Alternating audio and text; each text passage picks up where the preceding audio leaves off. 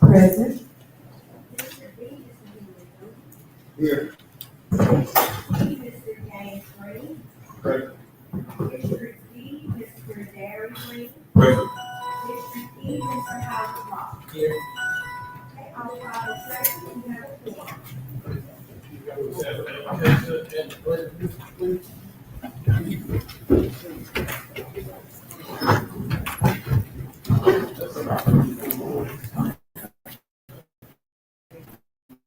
Father, once again, we thank you for allowing us to be here and the business of this city. We thank you, Lord. Look down on this meeting so that we do things that we can do in your country. Salute. Pledge. I pledge allegiance to the flag of the United States of America and to the republic for which it stands, one nation, under God, indivisible, with liberty and justice for all.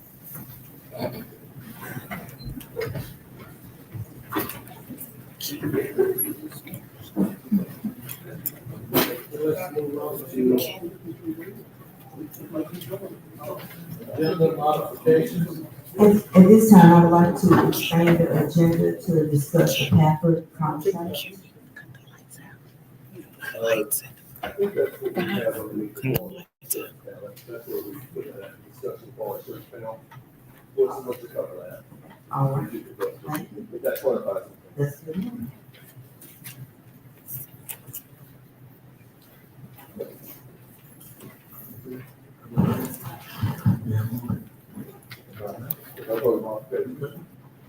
Public comments as they relate to the items on the agenda.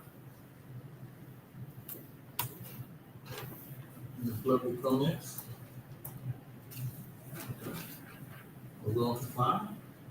Announcement and recognition by the mayor and district.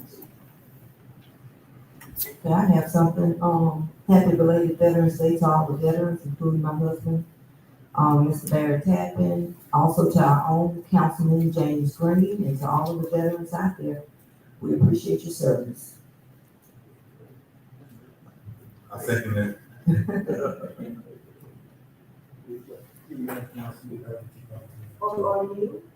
And also Councilman Henry Levy, District B.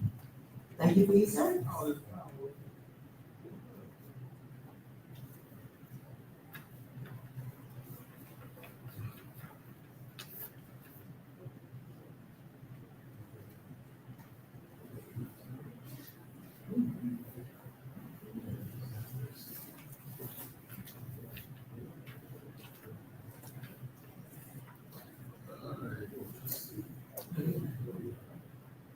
Item 6 is the consent approval of the minutes for the regular meeting October 9th, 2025.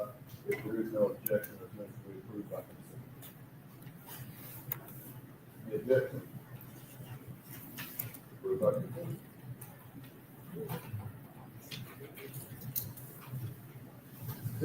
Consider, of any action reports to commit a point of the governing body, a finance committee report.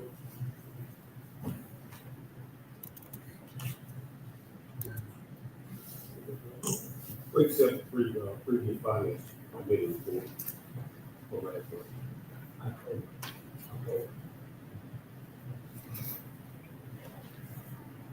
So it'll be planning and zoning committee report.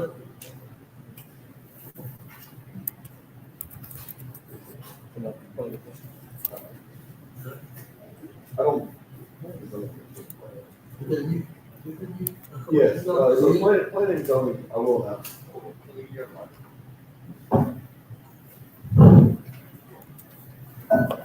Devin Jones, city attorney. Planning and zoning committee did meet.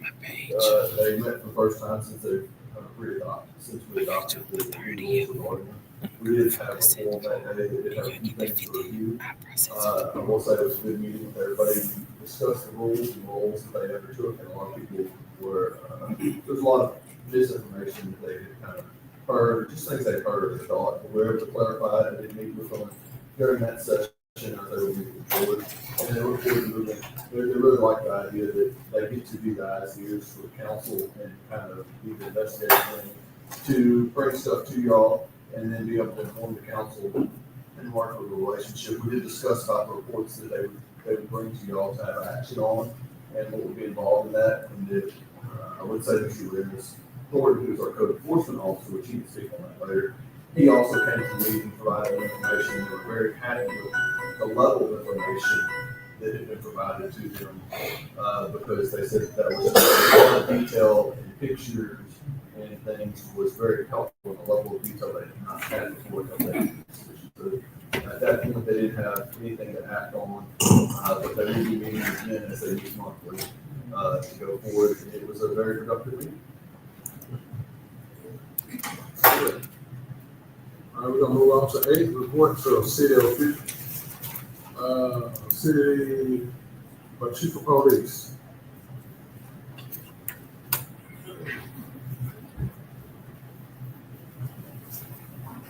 If I could, I would ask for a request to board to suspend rules of law and order to take up, item 15A. So let, chief go ahead and do it now. Okay. There are motion. Make the motion. I second. Okay, all in favor? Any opposed? Vote carries, we're on full board, suspended 15A, we take number 15A. For law. Got it. Agree.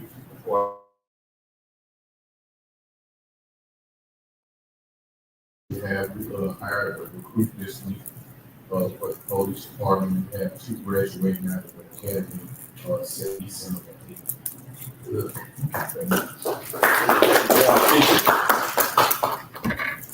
Okay, liquor licenses, they go, these are all renewals. First one is Fiesta Linda Mexican Restaurant, 1065 East Madison, Class R. Juanito's Mexican Restaurant, 801 North Washington Avenue, North Washington Street, Class R. Walgreens, number 10536, 1903 East Madison, Class A.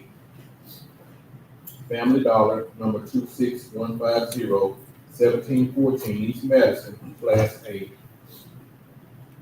Family Dollar, number 20917, 542 North Washington Avenue, Class A.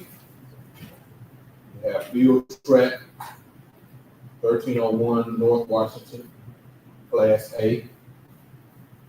Field Track, Easy Mart, 1231 North Washington, Class A. Boiling Point, 1903, 1930 North Washington, Class R. Johnny's House, number 7, Class B, 1601 Parkwood Drive. Veterans Private Club, 2324 East Madison Avenue, Class B. All of these restaurants and businesses have done what is necessary on the police department. You all know? Yes, sir. I make that motion. I second. We have 1 new liquor license. Oh, I'm sorry. So we're gonna pass the motion to pass the ones that go for renewal, it's on the new, right? Yeah, this can do it. I made that motion. On the renewal, it's on the, right? Okay. All right. Any opposed? Motion carried. Lastly, I have 1 new liquor license. You said that one? 1 new liquor license. And that's gonna be Quick Pack Incorporated, 9505 Carbon Plant, Class A. Correct, that's correction. That's this is a renewal. This is the last page Okay. of the renewal. I forgot to read this. That's A&C Quick Pack. I got the page mixed up. And it's a Class A 9505 carbon plant. They did what was required as well for their license. Being as those are renewal, the previous motion, then, is it? Yeah, you can pass all this at one time. And you do it. Yes. Yeah, but we just passed, we just did the motion, and we did the motion, I think, for the full renewal. We'll see what they're not. We need to vote again. I would vote again, just for. Okay, I make a motion that we approve all that the chief recommended. I second that. All in favor, all in favor? Aye. Opposed? Motion carried. So we have no new. Sir? We have one new. That was the last one. That was the last renewal. I have one new one. This is a new liquor license. And that's gonna be hard to stop. Number one, 1610 West Madison Avenue, Class A. That's our old BP station on West Madison. So we're not here.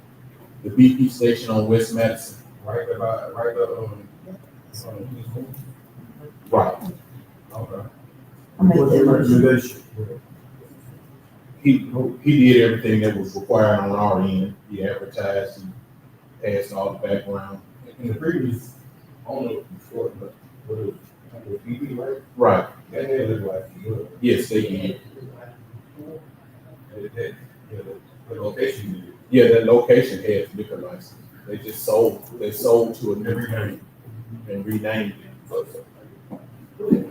I guess the question was, because it's a church right now, if all of them even, Yes, I think in the past that they got that straight with their church, so they have no objection to that being there. Yes, sir. yeah, with the grand reason I asked, because I know that the previous owner was grandfathered in. If that's the same protocol, the new owners have to say, is getting okay from the church, well, we want to make sure we cover, so if you say so, and we can put this on record. Right, as far as I know, it was grandfathered in, and as well, they're not using that, center next to it for, a playground or anything. Outside. I understand, it was grandfathered in from there as well. So this for understanding, there's no patient is grandfathered in, Yes, sir. whoever that side said is, whoever is grandfathered in their location. Right. They had the liquor license, they've been had it, and it was grandfathered in. Question, would it matter if that, when you're talking about the church on the side of it or across the street, would it matter if that church is not in operation? Because sometimes that building is not in operation. They're like, which church are you talking about? It's cool, you got it. St. John, and then you have the, St. John? How you do? Oh, I'm not talking about St. John, I'm talking about the, where the NCIO used to be, right across the street. Yeah, but as I was saying, that building is closer to the new hardware stop. But it's not always in operation.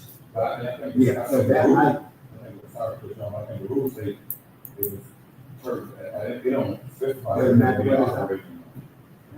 We got some attorneys that exist here. If they did the measurements, if you grandfather in, that means if it was the right distance, you wouldn't have to do all that. So obviously, it didn't meet specifications. They had to get with the church, which was St. John, the grandfather them in. Right. Because if it was already distant, if the distance was correct, you wouldn't even have to do that. So that let me know that it was out of specs. Right. And so they made some adjustments and compromise, and the church said it was fine. Right, I mean, the businesses and the churches in the area, they came to a compromise on, allowed them to be grandfathered. I like it. This is you guys graduate. Yeah. I'm not making motion first. Yeah, more than a grandfather, it's a waiver. The one the church is waived, they're allowed to waive it. I guess my concern was like, who, for each division, if they decide to sell, each time somebody decides to get their location, we have to get okay by the church. If it's grandfather in, we don't have to. Correct. That was my concern. I don't know where we, but if we was the local side, that's the license, and here we go, there might be a new pastor that's trying to do in an old pastor, and I say, hey, I don't want that to be allowed to. So, yes, the short answer to that question is that if this license were to lapse or pass to another person, it's not a renewal, then that license, that new license, a new application, has to get that waiver each time. And we've ran into this before, most notably, there's a gas station, there's a station or a piece of property that intends on selling alcohol close to where a middle school is. And part of the negotiation selling the property to the school board in that parish was that the Washington parish was that they sold it at a reduced rate, but the school board had to waive permanently any objection to that adjacent piece of property selling alcohol. And they were able to do that. There's multiple types of waivers you can do. One can be a permanent waiver, one can be just a waiver for that time. But if the license would ever lapse and become a new application, they would have to go and obtain that consent for the property. And it's generally measured from nearest point of property to nearest point of property, and unless otherwise specified in the board, that's be the Now, there's creative ways that you can do it. You can limit it down, you can limit it 20 foot by state law if there's nothing there, or it's just adopts the state law. If it's from the nearest point of the property to the other. It's not the actual physical building, it's the property line.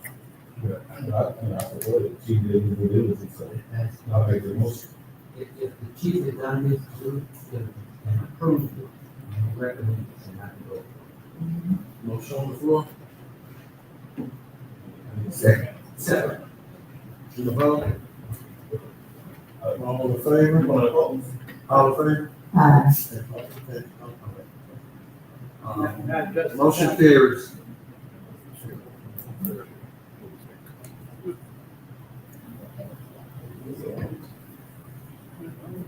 You want to come up to the mic, state your name and address?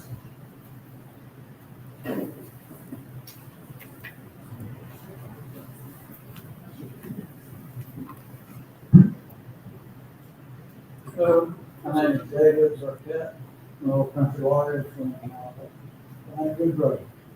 Anyway, I represent the, interestingly enough, I represent the prior owner of this property. And it's been family for some 30 years. And then the current owner, I've been a trustee for many years.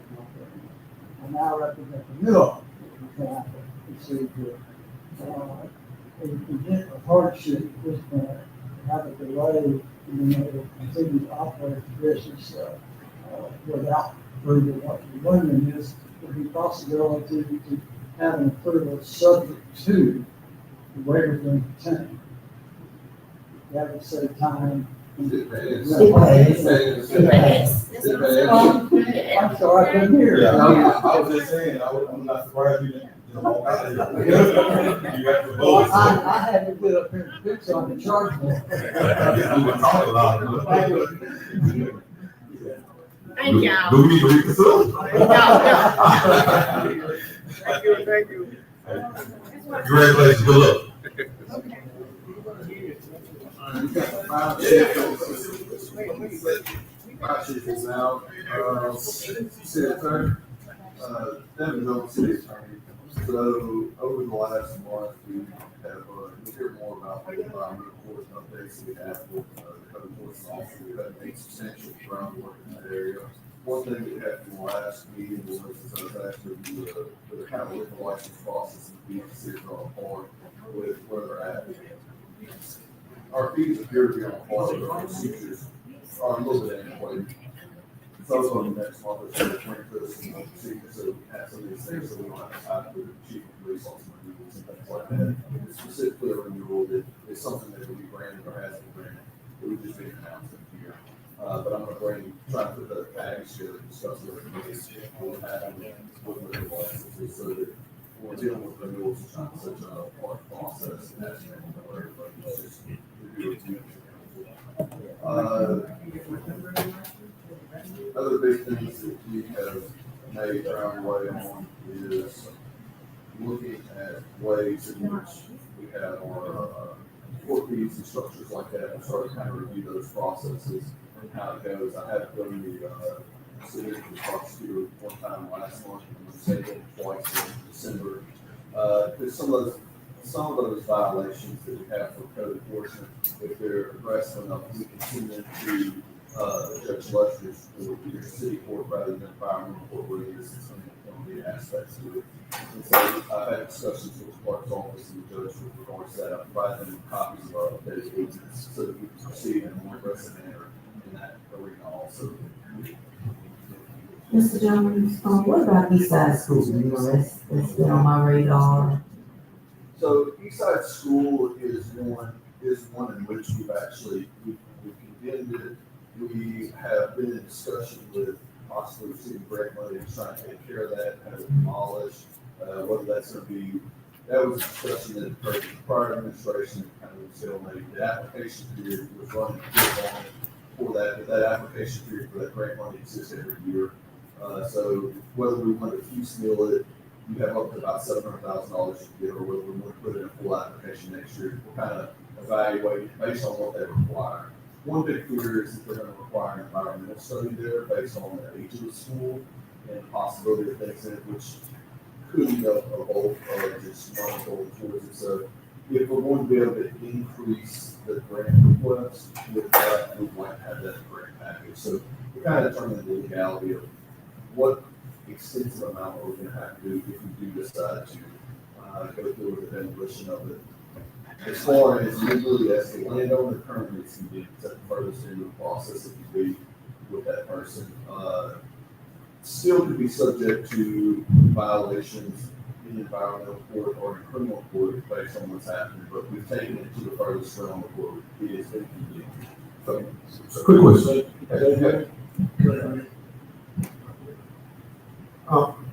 You said about you taking it further to go. So I was going to ask a question, probably also.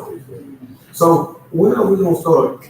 When are we going to be able to find those property owners? That's what I felt right. When are we going to be able to find those property owners? Because that school has been, we have talked to her. She came before the council. She's been up there several times, and they put a shingle on. So I'm just asking, what can we do to can it be per weekly, per day, per week, per month? How are we gonna go about it? So she's part of that issue with that property owner is a continued violation. That's one that I believe is probably best suited for city court for a more aggressive violation there. It is really where we've begun to work in the process of getting discussion with the judge and with the clerk of how we're going to bring those cases, because they are different than anything that's been done. We've never actually brought them, probably since 2016 have we ever brought one. Judge Lester used to be open violations. 2016 going forward he was not, so we brought him to speed with those more aggressive violators like that. I would expect that we'd see them. First availability, they do book their court out by about 6 weeks. So first availability or something like that would be either December or the first January docket. But we do have several, what I would consider to be aggressive violations. Then there's one of them also, right? Yes. Yeah, I think you're talking about trying to find a grant or something, but do something with that building. Correct. Go ahead. Go ahead, Clark. If we're trying to find a grant, or the city gonna do something with that building, who's gonna own the building? So the property is always going to be owned by the owner, but the way we recoup our money, as far as doing anything, it would be a demolition. But we're gonna be spending money on the grant, and she's still gonna own the property. Correct, because she's subject to a lien on that property, which is ours. He says, So that's it. So that's why if you can use money, you want to use the grant money. That it's specifically for that purpose. So we are not out of pocket, so we have. That's coming from our general fund. Comes from the grant. Is there any fines on record for her, or that building as of now? Fines on record, so currently on record right now is that our building is condemned, we can do anything with it. Fines, when environmental court previously operated, there was no fine structure in environmental court. There was no statute or ordinance that allowed for a fine to exist. That came into fruition in February of 2024. since then, environmental court had not operated. We had issues with code enforcement had not cited or cited anybody until that time, until Mr. Leon Thornton came on. Nobody was cited or anything like that. They now have been cited. The determination on that building is when you have somebody who's not participating, do you want to send the notice and send them to environmental court, or do you want to send them to City court. and so that's one of those things that what I consider to be oppressive. It's a violation that scares everybody. You drive down the road, you can see it. I saw it today when I came back from lunch. It's just an eyesore. And so an aggressive violation like that, you want to put in front of Judge Lester. So that's the key. Is to have something like that that's an aggressive eyesore, be subject to the city court. And the goal is to not expend city dollars that, as you said, I would like to. Move to E, code enforcement. Please say clerk, D, city clerk. I'm sorry.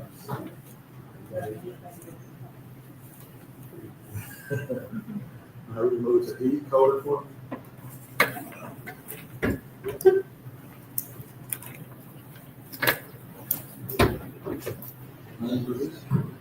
They on the story on the code enforcement. Everybody don't think. I'm gonna take it back to September when I was hired. I ran, so far, I got over 70 complaints that I did. This not including this, the landowner of all these properties that we know about. That's not including all his properties.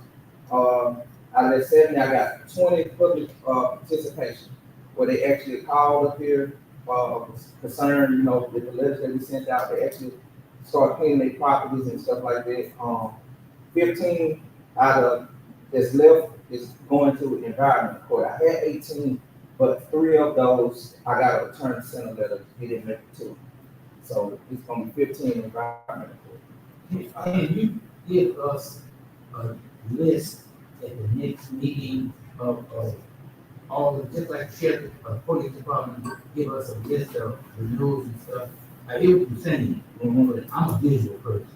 I'd like to know who you have on that list, what has been done with, because we have constituents calling us all the time about things in their neighborhood, and we need to be able to tell them that on the list. Okay. A quick question, David. When have anything went to the environment court? Since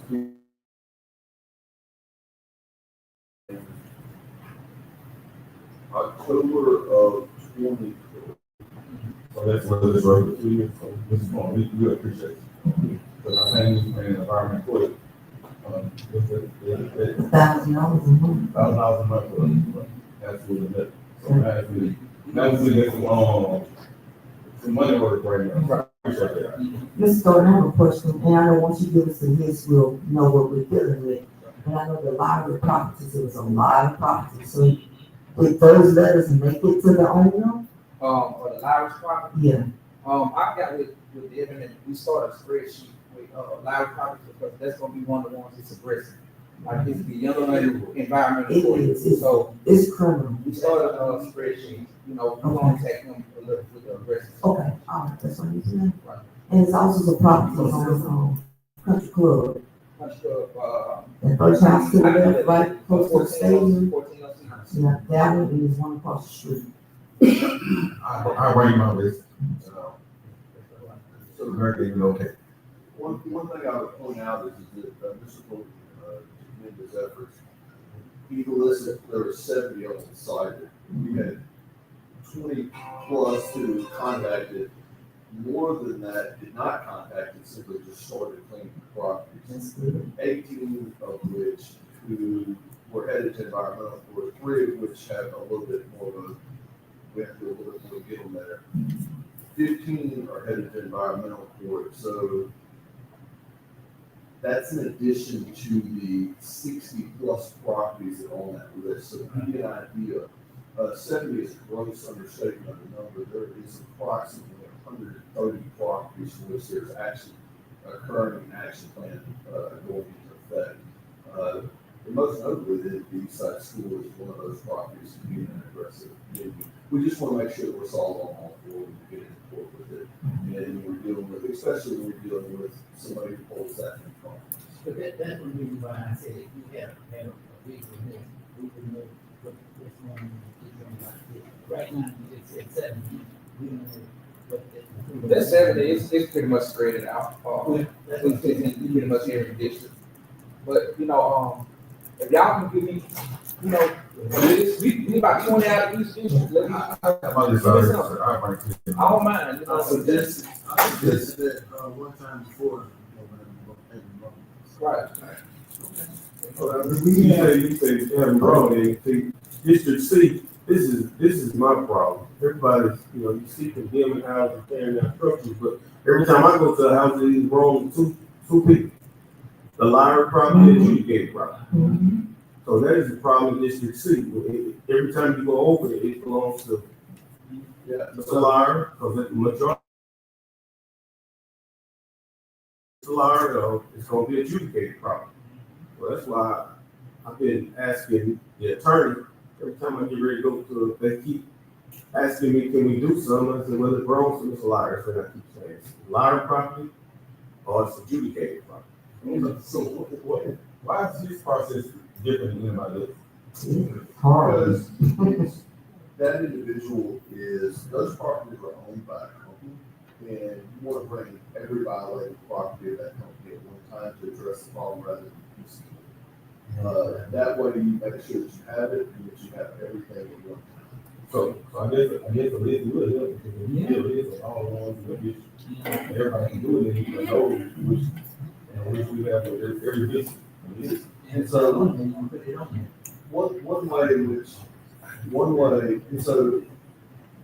one of the ways we're able to identify those properties is that we go into the tax assessment, search the tax rolls for those, but also understand the tax roll is the entire. It's more properties than what are in the city. So we had a list to start with. You run into some special problems along the way. One of which is in Councilman Briggs' district, where there's a home there that is subject to succession.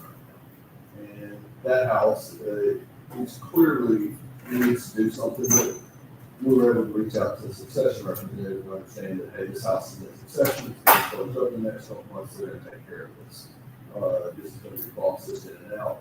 And so that kind of dialogue is starting to happen with people are starting.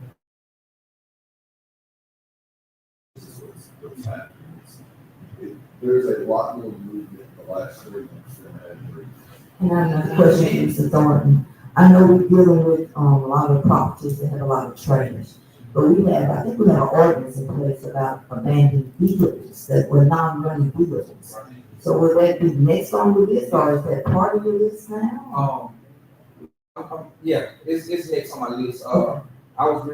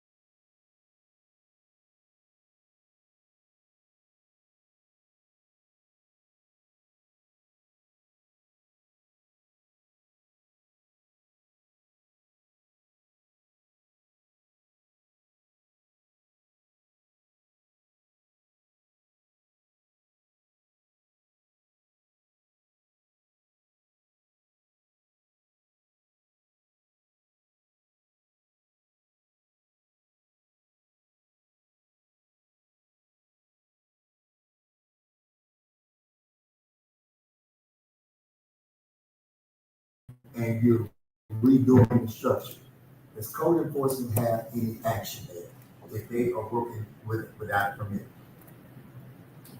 Legally speaking, code enforcement is the investigative wing of all of our beautification, our planning and zoning ordinances. Initially, the inquiry would be if individuals performing something like that, are they permitted, are they following the regulations that we have if that occurs? That's how he would then see if the ordinances are being followed, if the permits have been issued, the permits are required for that job. Would the fire department have anything to do with that as well? The fire department does have stuff to do with that to a degree, depending on if there's it depends on if there's anything that's required, electrical, a pole, or anything like that. If you have to have an electric pole, you're going to get that from the fire department. They're going to sign off on that, sit down and make sure it's to code and that it's fire approved. That's part of the permitting process. If you've actually saw one of those permits that is issued, you have several entities that have to sign off. One of those entities is that the fire chief signs off. It is up to spec, and if they have done everything, the code signs off as the administrator for the permit is conforming. This is an activity that can exist underneath it, and then you also have them sign off that all the taxes and things are approved. Come on, building No, just the building structure itself. The structure's already standing, the structure is in place. So, whenever you remodel your house, your own home, you have to get approved for it. Yes, generally speaking, if it turns into a certain level, there's a certain level of remodel that you, That's what you're asking, right?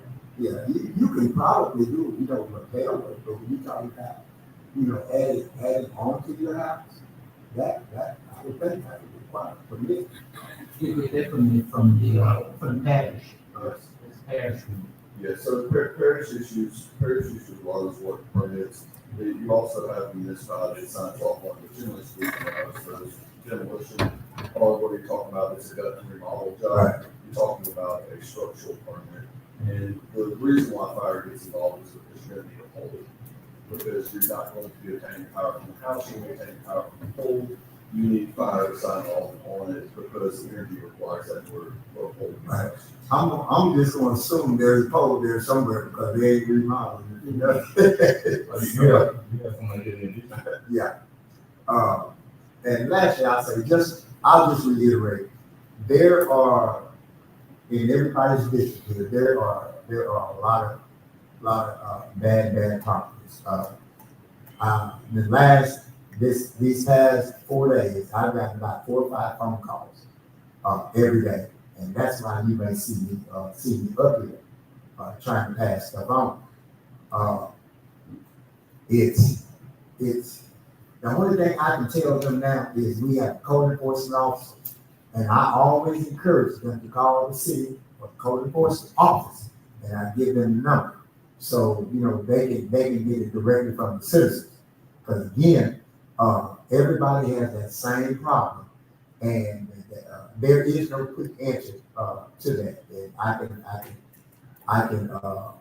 can feel your pain on that, but what else can we what good answer can we give people when they call about the property? And I invite some advice, ideas on that. I think ultimately the goal is to move to a website form with an condition. That's down the line, to be able to get something like that, so it's just their point. Somebody always wants to know, they can always contact code enforcement. Mr. King is always there to do it. They can stop by here and do it. I always tell people that phone is phone. You never know what's happening in somebody's office when you're on the phone. Best case scenario is if you place an eyes on somebody, look at it and say, hey, here's what I submitted. You always have that. Because you can call somebody and they're going to take a call and you just don't know what's going on in their office at that time. Hey, David, I'm not sure if I missed it or not. I know that we discussed the library properties, but what about those that's adjudicated to parishes inside the city? So go ahead. That need to be demolished. So adjudicated buildings, they're still owned by somebody, they're not owned by the parish. But they adjudicate the parish. But they're adjudicated to the parish. Adjudicated just means the parish has the right to take them if they want to. Right. But they don't ever exercise that right. In fact, when we send out letters, they often send us say, do whatever you want, we don't care. Because ultimately it's gonna fall back to the property. Just understand that when you have an adjudicated property, it's gonna be like these sites school building, you're gonna have a piece of property that you're gonna dump the money into that's not gonna come back, because obviously they're not even paying the taxes, they let it adjudicate to the parish. Jay Green? Councilman Green, that's the question I was gonna ask. The attorney said it best. You got a problem, you say 5,000 problems. Well, it's an illusion, because when you say parish, why a lot of that belong to the parish, if it's adjudicated to the parish, it's still inside the city limits. So it's in one of our districts. So we get the blame for it, but it actually belongs to the parish. And when you send a letter to the parish, the attorney just stated, they said, we're not gonna do nothing about it, so what you gonna do about it? And if you were to, let's take it further down, then you have an adjudicated property that's inside the city that the tax is adjudicated to the parish. You would send what we call the property owner, because the parish is not the property owner. So the underlying property owner, you would send in notice that you're in court or if you're somewhere, most of the time it's family owned, somebody's gone, somebody's down the way, they're not here, they were investment properties, something of that nature where the owner is absent. Well, as soon as you go to get into court with an absent owner, there's nobody to appear, so you end up with just a fine levy against the property that nobody's even paying taxes on. Is it possible that you could get with the attorneys for the parish? And if we receive a complaint? So the parish is not anybody who's responsible for any work on the property because they don't own it. They don't have the right to enter the property. They have a right to take ownership of the property if they want to, and they have to follow the steps. They don't even have the right to enter the property. And here's another thing too, because if they're doing that property inside the city, and we go through anything to that property, just say we get rid of that property. But the owners still have time to redeem that property. They have time all the way up to the time that the property is actually adjudged in the name of the parish. Adjudicated just means they have a right to take it. Because even when somebody takes interest to adjudication property, it goes to a redemption period, which give the owner no time to redeem that property. So we go in, for example, we go in to do anything to that property. And if that owner redeem that property, right, and go back and say, hey, I didn't authorize you guys to come on my property with anything, can we be liable for a lawsuit? Not if we're performing underneath our code enforcement ordinances. Just understand that the redemption period is 36 months. If you cut it, if you adjust it blighted, it cuts down to 18 months. But the issue with that is that the parish has no right to be on the property either. They just have a right to take owner of it. So it's like the right to remain silent. I mean, people exercise it, they have it. It's the same thing. They have the right to take ownership of that property. They just don't. So actually, the redemption period is for as long as they have not exercised the right to own. Exactly. You got a situation like that, right? It's like where we demolish a property and the owner come back and say that they do not want that property demolished. Yeah, but see, that property I hadn't touched. Oh, you okay? That was. They thought it was. Yeah. I would, but I did not. And here's the thing, when she do her due diligence to clean up, our said district, and we go to demolish the property and we go home. Because I'm telling you, I can see why I say, hey, I want my property back when somebody to clean it up.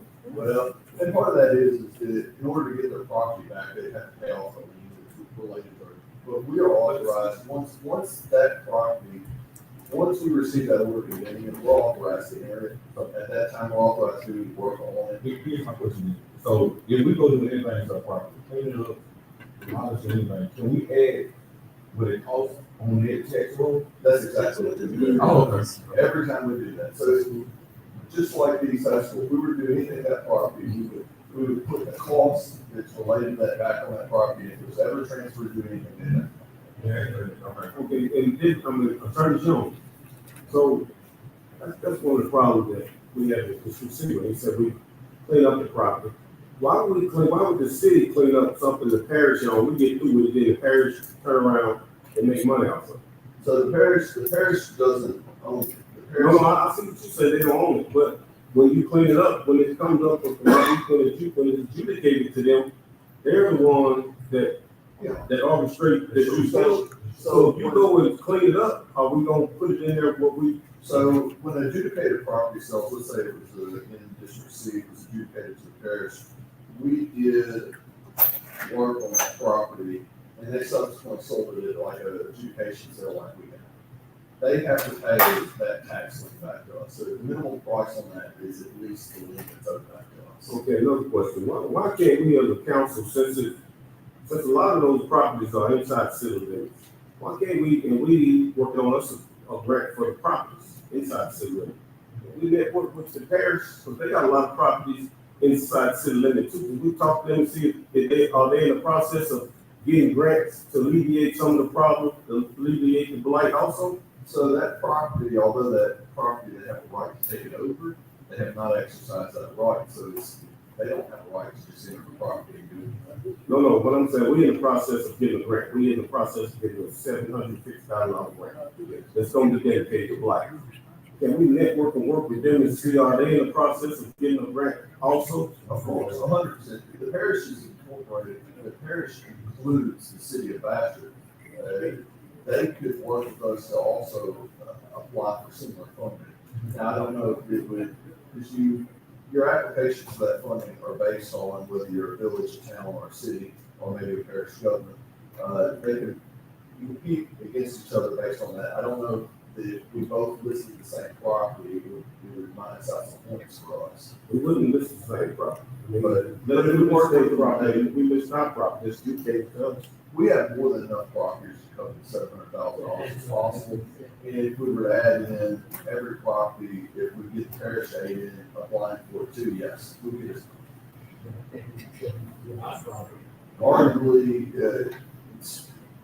assuming that we were granted the whole $700,000, you would have enough properties in the city of Bastrop if the parish applied to cover the 1.4 million that you gained from both of us. Do we have a number on the, houses that are dedicated to the city? There is a list of adjudicated properties to see how up to date it is. There is a list of ones that parish tax assessors can get the full list and print out those things. Then back on my first administration, Mr. Kyle talked about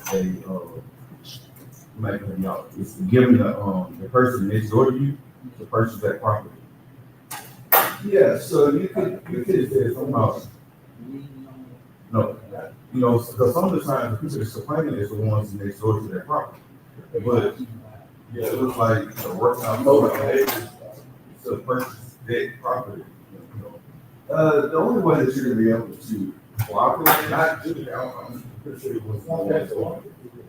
And we basically, we said something that we talked about, we couldn't get it's the first, to give them first right of refusal to purchase the property. In order to do that, you have to be the interested party, and have control of that property in order to sell that property.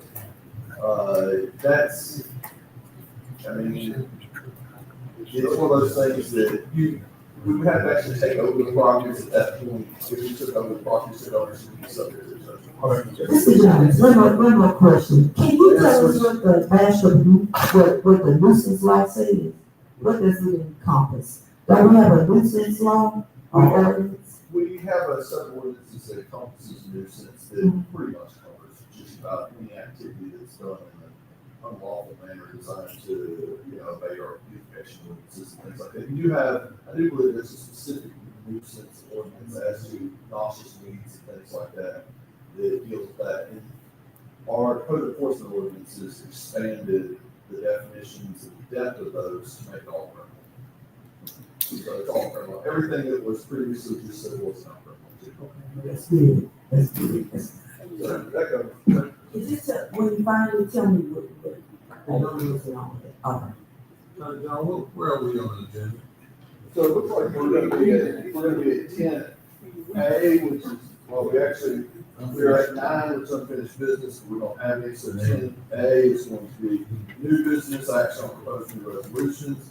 And 10A is resolution 25-2118, a resolution adopting the first amended operating budget for revenue and expenditures in the general and sewer use funds for the fiscal year beginning July 1, 2025, and June 30th, 2026. I think at this time, city attorney, for policy and budget, Mr. Rick Smith will present that, and then once he presents that, I believe the chairman will ask for action on that item. For reference, this is the first amended budget of the year based on the quarterly, budget amendments that were announced by the administration. But this is the budget for the sewer, right? No, sewer and general fund, Rick Smith officer. That's it. Two budgets. Yes. Two separate budgets. Should be in your packet. The second packet. They go out with the initial packet, I think they did something on packet that Monday. And we do apologize for that, there was miscommunication. And, yeah, and it won't have, hopefully it won't happen again. But again, like the mayor pointed out early on, is that, you know, this is a new day, new way of doing things. We're going to present a quarterly budget revision to the council. This is the first quarter, first amendment budget. We anticipate doing this again in February, the second quarter.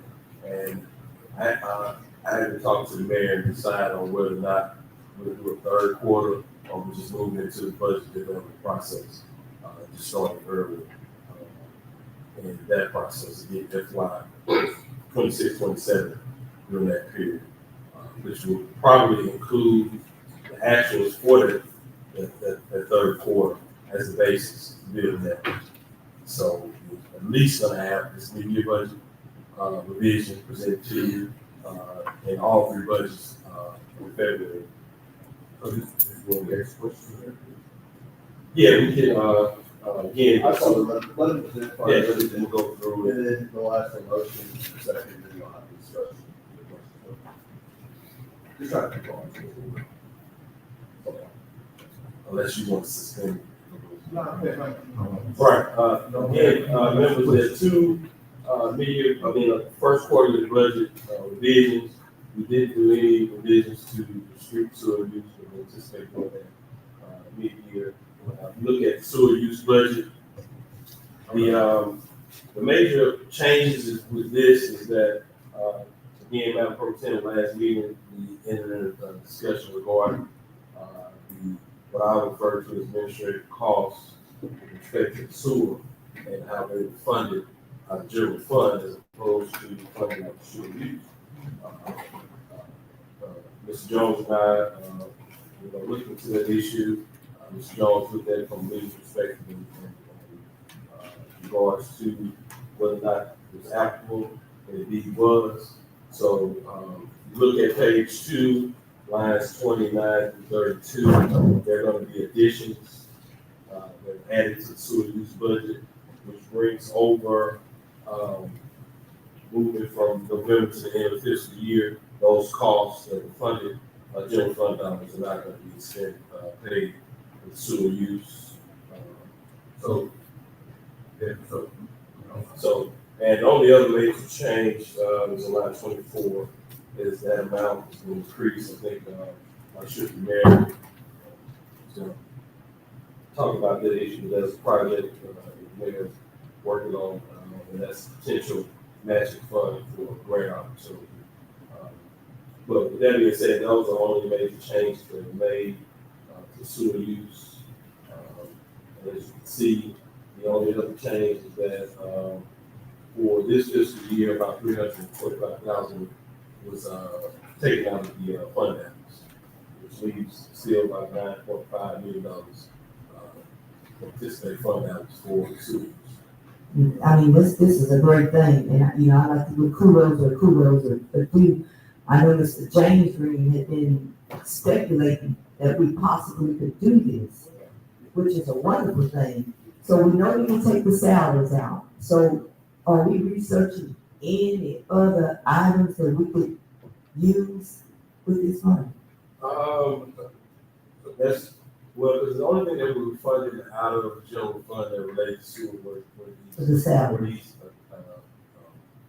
accounts. So, you know, that, so. And it's not salary, it's that, the contract, which The is. contract, okay. You know, so the money, so that, we spend, okay, I make a motion to we spend Robert's Rules Water, so we can ask questions as we go along, but it's gonna be a reoccurring thing. We're gonna get finished, we're gonna start asking the same questions, we're gonna go back.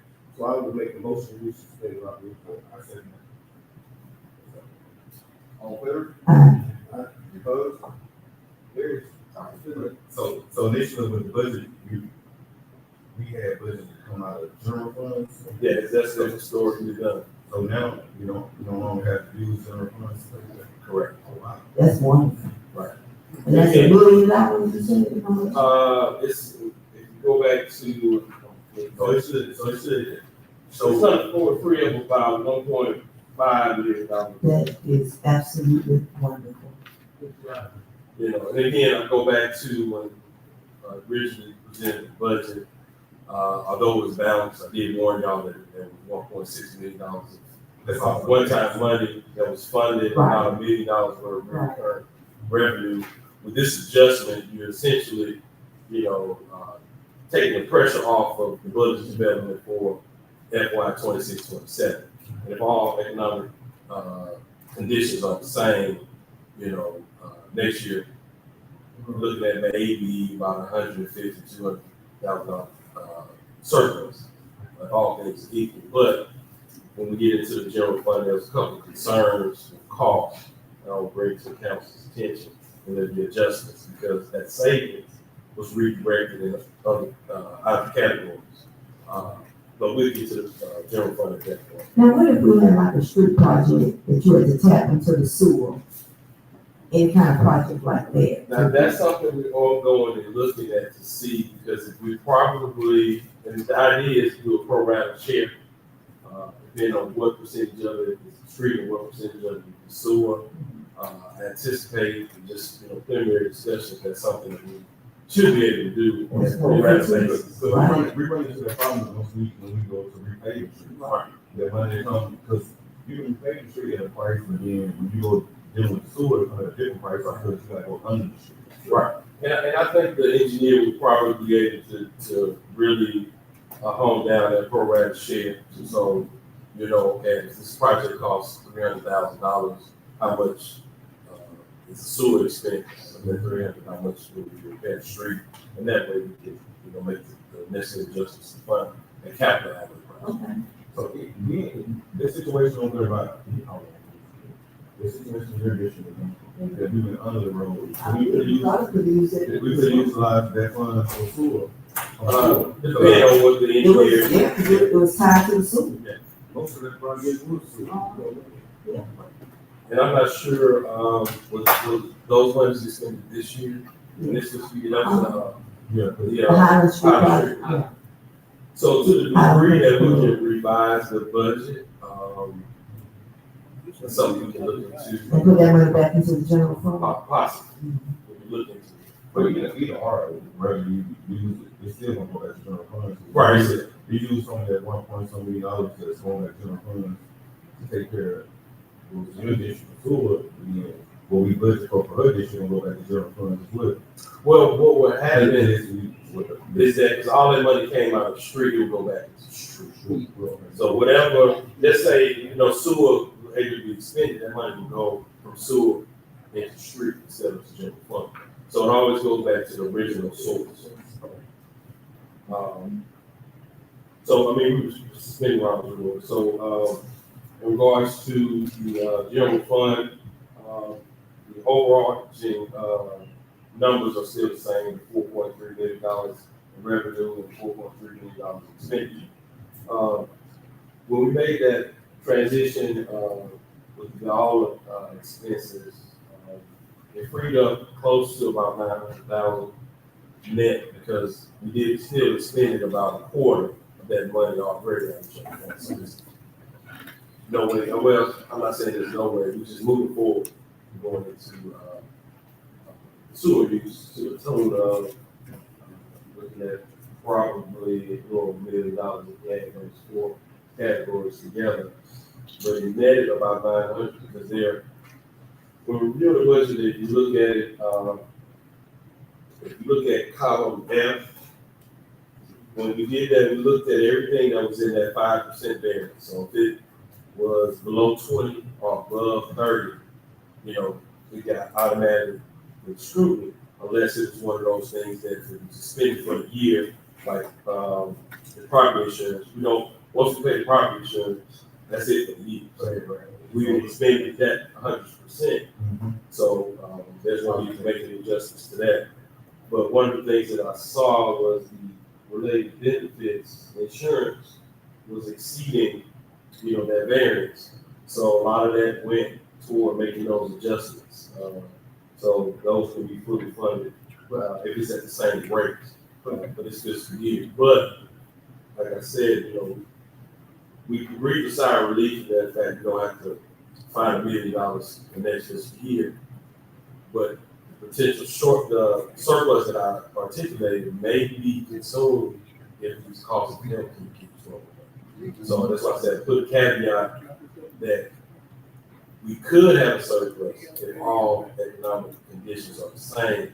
It's trending, everything's trending higher for its costs. So, I mean, there's a number of different factors for that. But again, that's a conservative estimate. Because again, with this quarterly amended budget, I didn't make any revisions to the revenue side.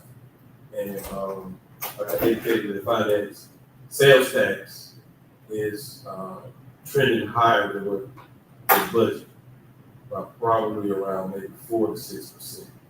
So at the 6.2 that originally budget, it's probably going to be closer to what the previous administration estimated in their budget proposal, 6.7. So what do we need to do to correct that?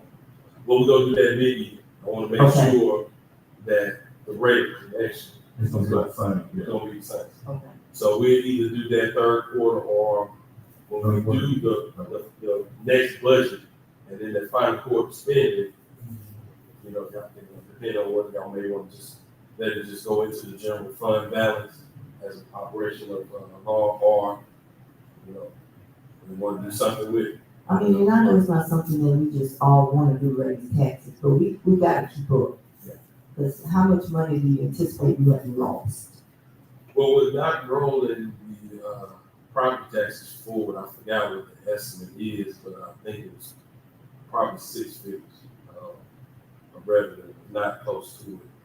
That, you know, what wasn't captured in this year, that with these changes that we have, I mean, that money can either go to fund balance or be expended on one-time costs for this year. And possibly tied to recurring costs next year. Because that's, you know, source of recurring. So that's the only thing we kind of adjusted that. And there's a couple of things that we're going to get to next.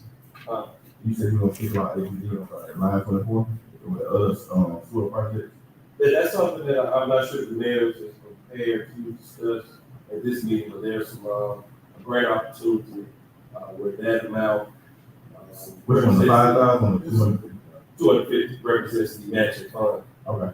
portions. So that's just something, one of the things that's coming down the pipeline, that once it gets to a stage to where, you know, the mayor would address it, I'll let him address it, but I had to point it out because it's in the budget. So it's coming. And again, go to the general fund. We balanced out other categories that were outside that variance, some that were below the variance, we moved it. And one of the things that I want to draw your attention to is page 1, line 6, and line 14. You see that those are increases. And they're increases that we're going to talk about in the executive session maybe the next meeting, or if we have a special call meeting in the interim. There's a unfunded liability that this administration inherited that I'll get into later on that affects those object categories. So if you see that number increase, that's the reason for it, is to set aside those monies just in case that unfunded liability comes to fruition during this fiscal year. That's a possibility that it doesn't, that's a saving Say if I got. that can go into general fund. To increase the $100,000. balance.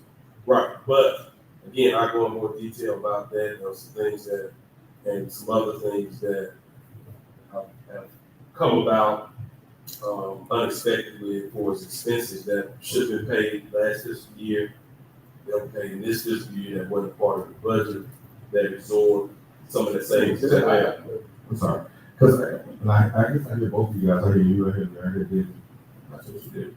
But it seems like at times, we hear, and then when people ask us, there's a lot of stuff that is being inherited, that you guys inherit from the previous administration. It seems like if you guys trying to say, hey, we're not actually saying it. I commend y'all for that, but for the council, we need to know.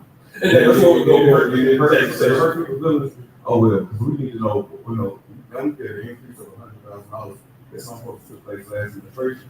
And I get it, everybody want to be wrong, they want to point fingers, but at times need to be said. And full disclosure, again, those things that I think are better. Talk initially Yeah, not in the executive session, and then when those things come to fruition, when the bills have to be paid, of course, that's something that's going to be done. It's an open session because you can't make decisions in executive, or take action. The reason I say that is because we all sit here, we got to eat the budget, right? And then a lot of times when we talk to our constituents, everybody's trying to be wrong of not saying, hey, this happened prior administration, because we don't deal with it. But it's good for us to know so we can be transparent with our constituents. But you don't need us to take the blame for something that was caught, Right. And you know, We said we're gonna discuss all of this. yeah, and then at that point, when it comes, I guess, time to discuss it in open session, you can. Right, yeah. And I don't want to get bogged down in that again. I just want Right. you said, until we decrease that liability, so it's not a savings, so you got to, as long as you got that liability, whatever it is now, you're going to have to roll it over to next year, so it's not a savings, it's gonna be, as long as you don't reduce the liability, it's gonna still be on the books, we gotta allocate that money. Correct, so, For that, so until we reduce the liability, we're gonna always have that. right, so that's gonna be, So we're not all gonna- they gonna be the baseline for next year's budget, this amendment. Which the mayor and I have been, day one, as soon as I got it to his attention, we've got policies developed that the mayor's implementing that's curbing that. And there's some alternatives that is gonna alleviate that liability from increasing. The mayor's been taking initiatives on that and, making sure that amount doesn't increase, and it hasn't to this point. So, number 8, American Rescue Plan. So we get 70% of the money that we budgeted, we utilize. As of now, and this is one thing that gives me headaches, because when I think I've understood this American Rescue money, I find something else that throws my initial understanding out of the picture. And that's another thing that we're gonna talk about in the executive session along with that, because that's how it's just, we'll talk about it in the executive session. Again, like I said, I try to not point fingers, but just point out concern, and y'all will get your information in the proper form. And then that way, y'all all be informed of what's going on moving forward. What gets disseminated for public consumption gets disseminated for public consumption. So, and that's basically, this quarterly budget revisions for these two funds. And again, like I said, we will present a mid-year budget amendment February's meeting. Because I actually like this for the ones, if you're not too familiar with budgets, but you can tell like the percentage of what's been used, or we gonna put the budget around the 25% range would be like fair So I like how you guys did it. Yeah, and then the budget act allows us 5% variance. So if it wasn't over 30, I didn't really touch it unless, it was something that we had a good feeling that wasn't gonna change, that's gonna keep that quarterly pace. But what about the material and supplies? 10 line of page. That's going to be page 2. 26. Yeah, that one, And what 8? those are things that's, a couple of them are just kind of, wish list things, that may be coming down probably towards traffic and expenses. There's some things that, we have, kind of brainstorming ideas in which to pursue and seek other funding opportunities to move the city forward in certain areas, which is probably take time now to do it. So, we put that in there, anticipation of trying to do some of those things to the extent that we can. And I think we under budget at materials and expenses, to be quite honest, I think under budget. And again, I think you mentioned something when we passed the original budget, that this is just a snapshot and a guide, to carry out the daily operations. But what you guys doing now pertaining to the quarterly, also we have to keep control of how we spend. Right. That's why I like about that as well. And then full transparency, we're not moving money and spending it without council. I'll come back to the day before meeting. We overspent $100,000 we got to vote. Right. So we gotta keep track of it right now. So, like the mayor said, new day, new way. So, that's the mantra of this administration, and that's how we move. I like it. Coming from the guy with the little numbers. I like it. Do we have to do anything with this debt? Yes, we need to, vote the resolution approving the opportunity, so we need to call for a motion. I like that motion. Second.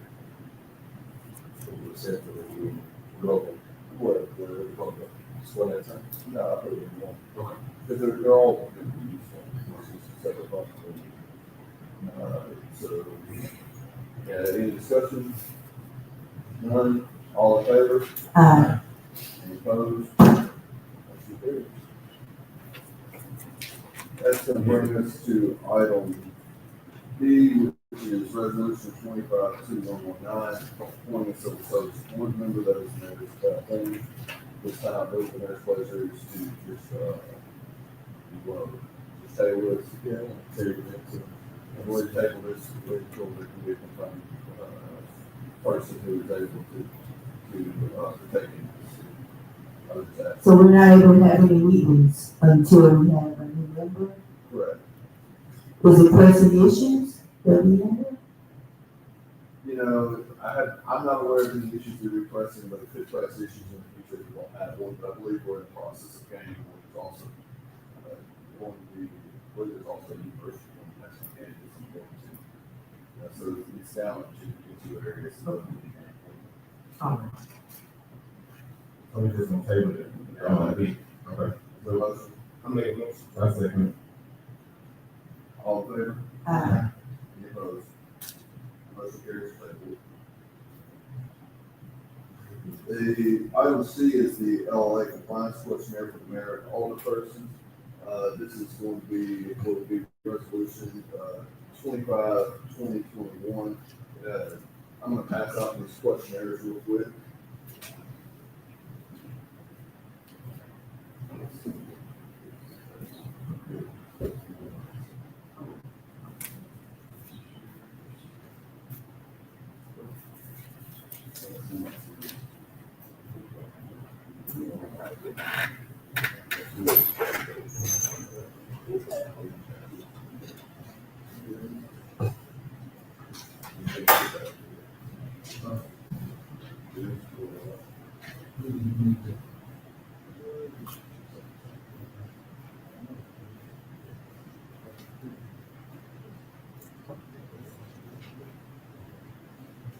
So, to give you an idea, just bring this item to.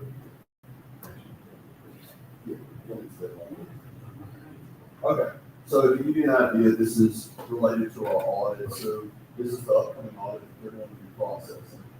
What it has is there's two of those. There's one that's filled out by the administration, and then the council approves it. I will go through it real quick. Yeah, one issue, the second one that is blank, and we also electronically sent to you, that's one you can hard copy of, is one that has to be returned next Wednesday. We do that. It's just one related to you, how you feel about certain things. These come in play at the beginning of our audit. You kind of heard me speak last time when we were talking about audits. People asking, how do we report things? How do we say things that we need to say? And certain things like that to the auditor.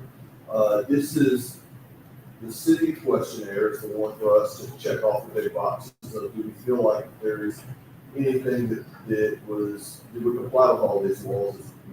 This is the best of your knowledge. I understand some of you were not here during the 24, 25 administration. And so that means that you're just doing it to the best of your knowledge. You're not certifying that you or that all of these were done. It's just your way to bring to the auditor's attentions before they start any concerns that you have. The one that has been filled out in coordination, clerk, we're able to go through certain things based on previous meetings and previous questionnaires to fill out the one for the city, and that's the one that they needed a resolution approving. That's the questionnaire. You can ask questions about it. Correct. So I'm gonna go through kind of line by line with you real quick. And so as it goes, since Robert's Rules of Order suspended to kind of go, and I'll tell you where each answer was, and based on previous history where our answers were. Okay. So this, I don't think had probably ever been seen before by y'all. So this starts an audit. Once this kind of orients the auditors, hey, there might be issues in this area, there may be concerns. It's a self-reporting questionnaire. Going forward, being the first time we presented this, what happened prior? I don't know. I never saw it before this. So that said, new data administration. If you kind of, the reason why it's coming to you like this is we engaged our auditor late in kind of process. They're kind of running behind the clock for probably, we may end up with an extension, we may not, depending on how long they have to look at certain things. I can't tell that. One of the things is they sent over like, hey, they sent over today or yesterday, hey, we need this questionnaire filled out. And I can see because just for one, you know, there's a state agency that applied the regulatory requirements. No. So I'm gonna run through those answers for you real quick. I'm gonna give you the history because I figured I'd fix it all. So I predicted that. So when the clerk and I got together, she was obviously not here at the time, but I was here. I recall our meetings where there was discussions that this is from the administration.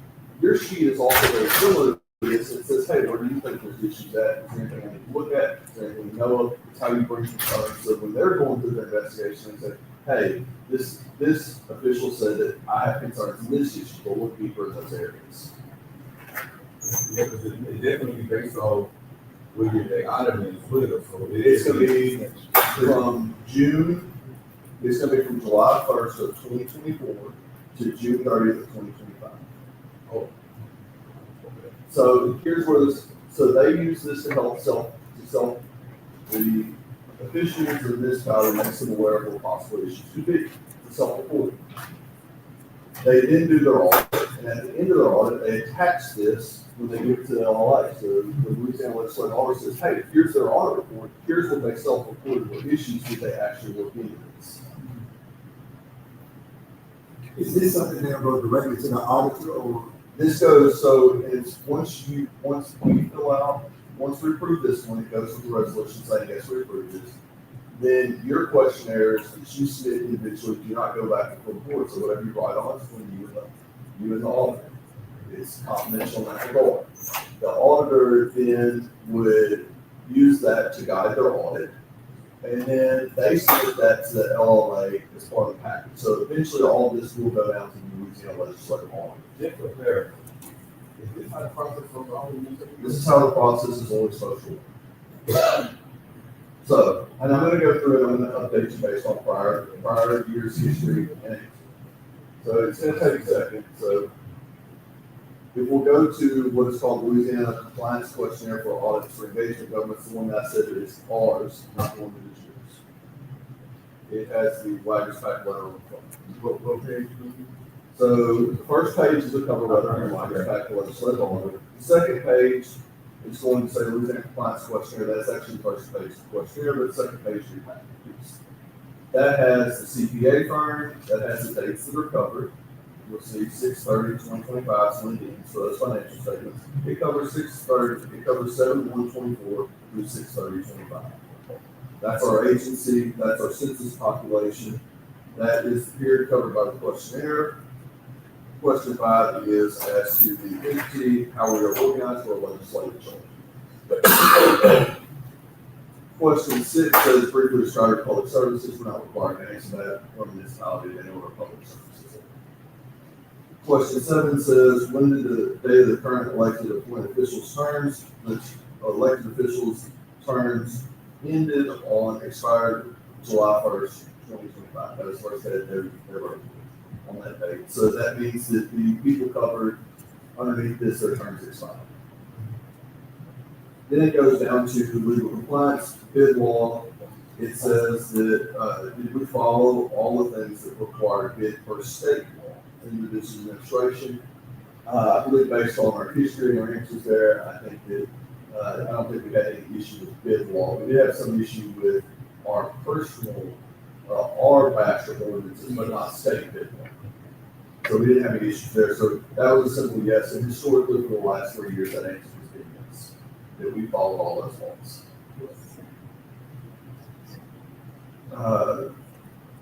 Part 3 is code of ethics for local public officials. That asks, question 9 says, officials, they accept anything of value for them, long service promise. I don't believe any person had received anything of value that we had knowledge of or anybody has knowledge of. Historically, that's always been yes, that's been wrong. So, quick question, go back to the bid law. Do I know that other entities, like anything over a certain amount, it has to be shown that you invited other people to be. So that falls into a different section. This one just deals with state bid law, which is much broader, much higher thresholds. You're going to be talking about when we get down to part 4 and part 5, is where those answers are at. But I do predict that's what I'm saying. Because there was a budget resolution in place about spending over $5,000 for the board. Remember how I spoke numerous times about that would end up being an audit.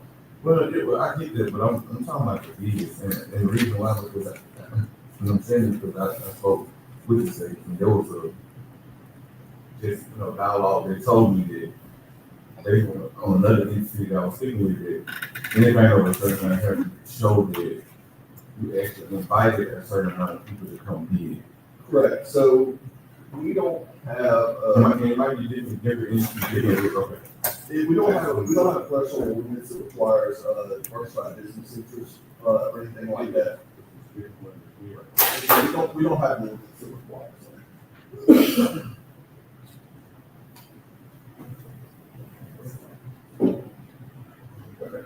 So we don't have anybody who that covers that. So that, as far as state law goes, there's nothing to my knowledge internally or that came forward that I can recall from the meetings that covered this time period that was outside of it. So that was a yes. Historically, for the last 3 years, that has been a yes. The ethics part, everybody is, I don't know if any of those ethical considerations about family members working or anything like that. It's never been brought to my attention. I've never known of any violation of that. We would quickly know that's ethics. So those were yes, we followed those two. So that's 9 and 10 for yeses. 11, which is part 5, law spec and budget. This is the big one. So this is the local budget act. It says that we adopted the budget for all revenues, that we maintained them, and that we amended them consistent with it, and that we did this time. That answer is, and that we stayed within the budget.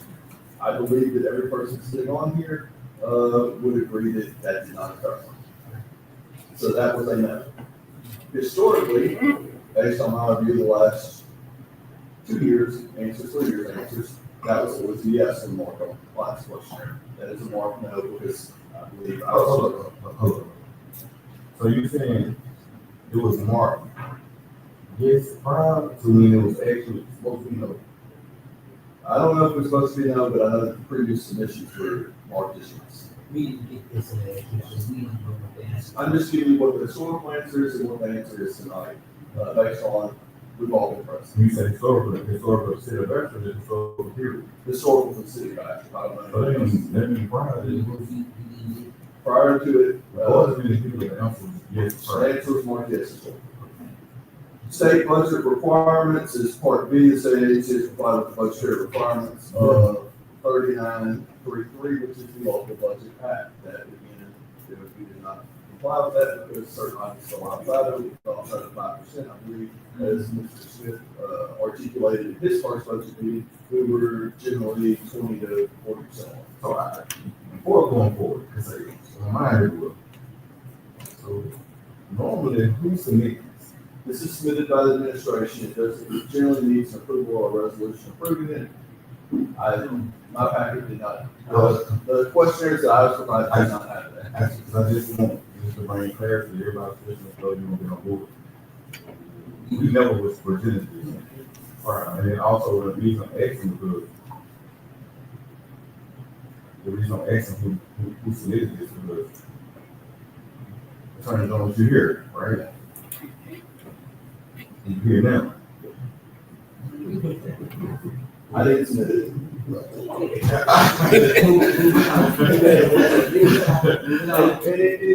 If you'll recall, I previously articulated something like this existed, there was a way to do this, at some point I just advised y'all to call on. And because the reason I ask because most of the time, especially with Angela, it's great on doing, call on, hey, look legal. And so if we have legal presence, and then somebody objects to utilize legal, it's scary. So, the part C is always historically been not applicable, that's the only license, you boards that don't license it, so that is not applicable. That is, there's no other answer there, we don't license it. Going down to part 5, question 12, we maintain our accounting records such as may provide evidence of legal compliance, preparation, and financial statements to file with it. I believe everybody understands that is a no, because we had to hire outside accounting help to get our books straight, of which, there is still some that needs to go on. Historically, that was a no. Okay, moving on. Question 13, non-exempt government records, rather than public records. I believe you had an executive session meeting, which means that we would have to mark no on that. So again, one more question. I'm sorry. So who is this sent to? The state? This is sent to our auditors and it's attached and sent to the legislature. Okay. I hate it. I remember prior. Ms. Bradford and all that. And for a long time, I don't apologize. Ms. Bradford and Ms. Allen. Ms. Bradford did everything that you about rent and all. And if this at this time, we would have been aware of it. And you know, for like we all sit here, we be like, oh, we kidding Mr. Bradford, but I apologize. So part of the reason why they won't submit a forensic audit is because based on your client's sheet, it's submitted ahead of time. They were showing that we were fine, but we really wasn't. Well, I'm gonna clarify that. Based on the answers you got now, is they different from what was turned in previous? Yes, okay. Have you all done one for this time yet? We do, once the fiscal year ends and this starts the audit, this starts process. So we marked, non-exempt government records, public records. I believe we had an executive session, discussion of public records and issues, so that's a no. If everybody disagrees with the answer, let me know.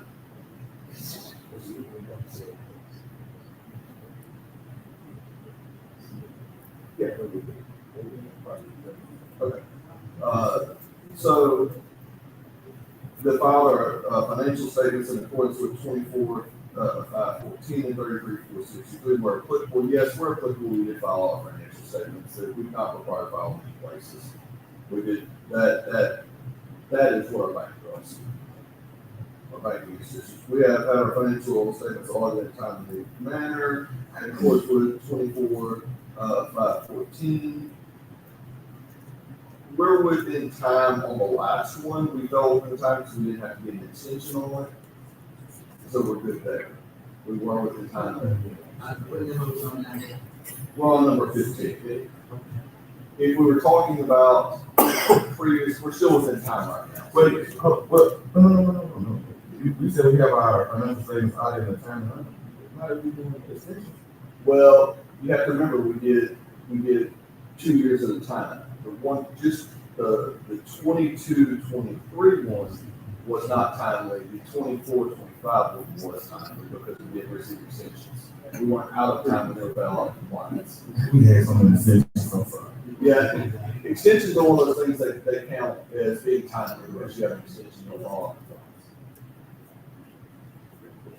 Say it again. Extensions are considered timely because you had an extension on it. If you reach the non-compliance list, it would be not timely. So, if you get an extension and you submit it within that time frame, it's timely. We never fell over non-compliance list in the previous. Not for, well, previous years before that we did, but not those previous year. That's what I'm saying. Most recent year, we never, so Non-compliance. Who was the last auditor? The last order was, Mr. Maxwell.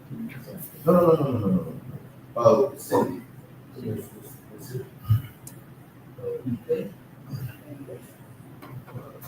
Before I fall down for a 2-hour discussion on that. Okay, so we did not enter the contracts to utilize state funds that says A 39.7, 72.1, and subject to both good law violations, non-compliance law. No, we never entered into contracts while we were on non-compliance. So that's a yes, we followed that. We complied with regarding disclosure compensation reimbursement benefits of other states that had political subdivisions said, yes, we complied with that. We disclosed all agency had paid for their previously audit, the agency had as a disclosure. No. Okay, good. I'm sorry. Yeah, so yes means that we followed it, no means we did not. If you look at our previous audit, agency had paid what's disclosed. We have remitted all fees, fines, and court costs collected on behalf of the agency compliance with. That's not applicable to us. We don't collect court fees, fines, and costs. That is collected by the clerk. A court who the court collects that, that's reported in their audit. They actually issue us a check back related to that. We don't actually do that. It's not applicable to us. They have their own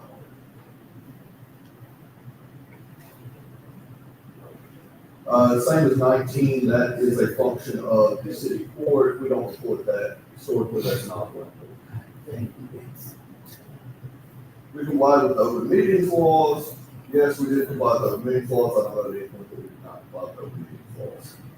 I'm not aware of any instances there. Asset management laws, it says we maintain records of our fixed assets, movable property records as required by the statutes as applicable. I believe we hired Mr. Walson to do that. I believe that's going to be enough. So, Brady, just what was the answer? Yes. Mr. Jones, I need to go back to 17, but you moved a little fast, I don't want to get them bogged down. So this was reported to the auditor, you said they completely compliant. So it may have been given to them, but we didn't receive none of this. I think that's why we just sit there looking. You saying we compliant, but I don't recall receiving any of this.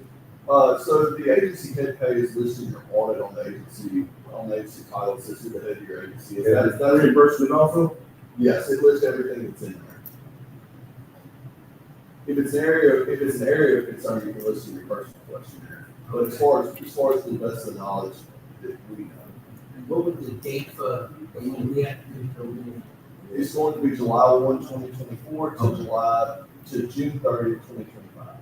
Okay, I guess my question is, I'm not saying it was not reported to the auditor, but what I'm saying is, it wasn't conveyed to us, we never seen it. Correct, and that can be an area of concern. I don't know if Bradford definitely didn't see it. I don't think he did. I can't figure it. Yeah, Let y'all come on my head. So, That's, so yeah, that's what that is. I think at this point, we keep asking that same question. None of us, so we can go through all of this. Well, We we, keep asking that same question. we understand. None of us saw this when it was completed or filed. No. When I say none of us that was sitting on the city council. But we already, we just keep going. But for the record, we haven't seen it. And I appreciate that, and everywhere, the real city of this table saw it. And the reason why it's important to say for the record, because a lot of times it's perception. That's why I'm sitting here going through it line by line.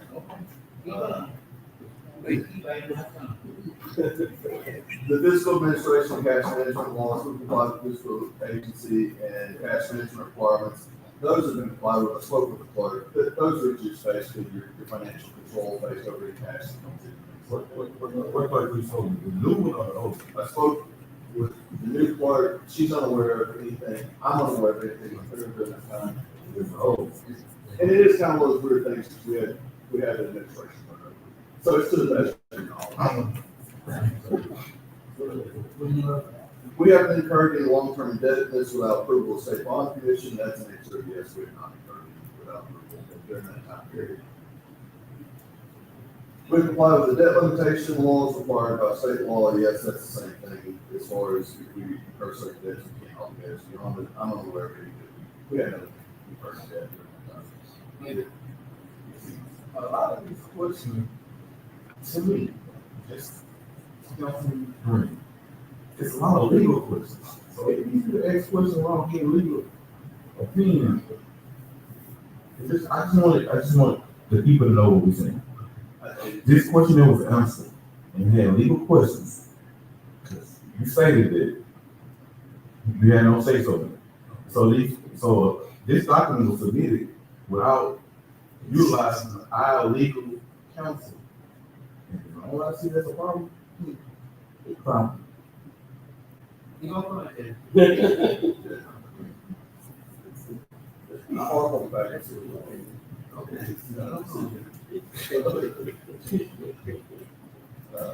Let's see, if you comply with reporting requirements related to fiscal review committee, state bond commission, yes, we're complying with all that. If we ever went under or anything like that, we have to report them, it's all been pretty much what we're doing. So that's a yes. Historically, that's a yes. Revenue expenditure restriction laws, we have restricted the collections of expenditure revenues, those amounts authorized by Louisiana statute, tax proposition, and budget ordinances. This is the one where it's a no, based on what we had in the spending resolution, and we had state budgetary act. So this is the one where I told you later on, you'll see the answer to the question. That's a no. So clear as it is. We have not advanced wages or salaries of employees or paid bonuses in violation of the prohibition against donating property or the AGB, which exists prior to that prohibition, and interpret that prohibition against donation of property. That answer is yes, but I'm not aware of any donations or anything like that. Salary benefits employees did or uploaded before they did. That short was yes. It is true no property or thing of value was pledged, loaned, or granted to anyone in violation of that. That answer is, Well, just say this question, so that means that we had some things that was wrong.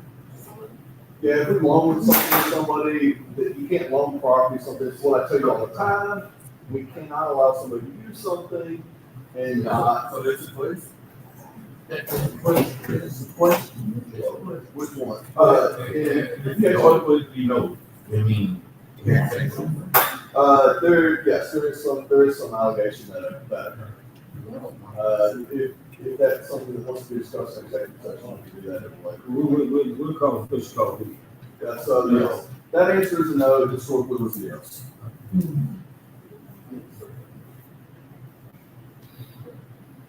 So that's like if you get on concept work, it isn't like that. That's why I tell you all the time, you cannot allow somebody to just use something you put not profit. You have to answer this questionnaire, you have to do it approved by resolution. Oh. You see, a lot of it. Yeah. So, issuers of municipal securities, we don't have municipal securities on issue.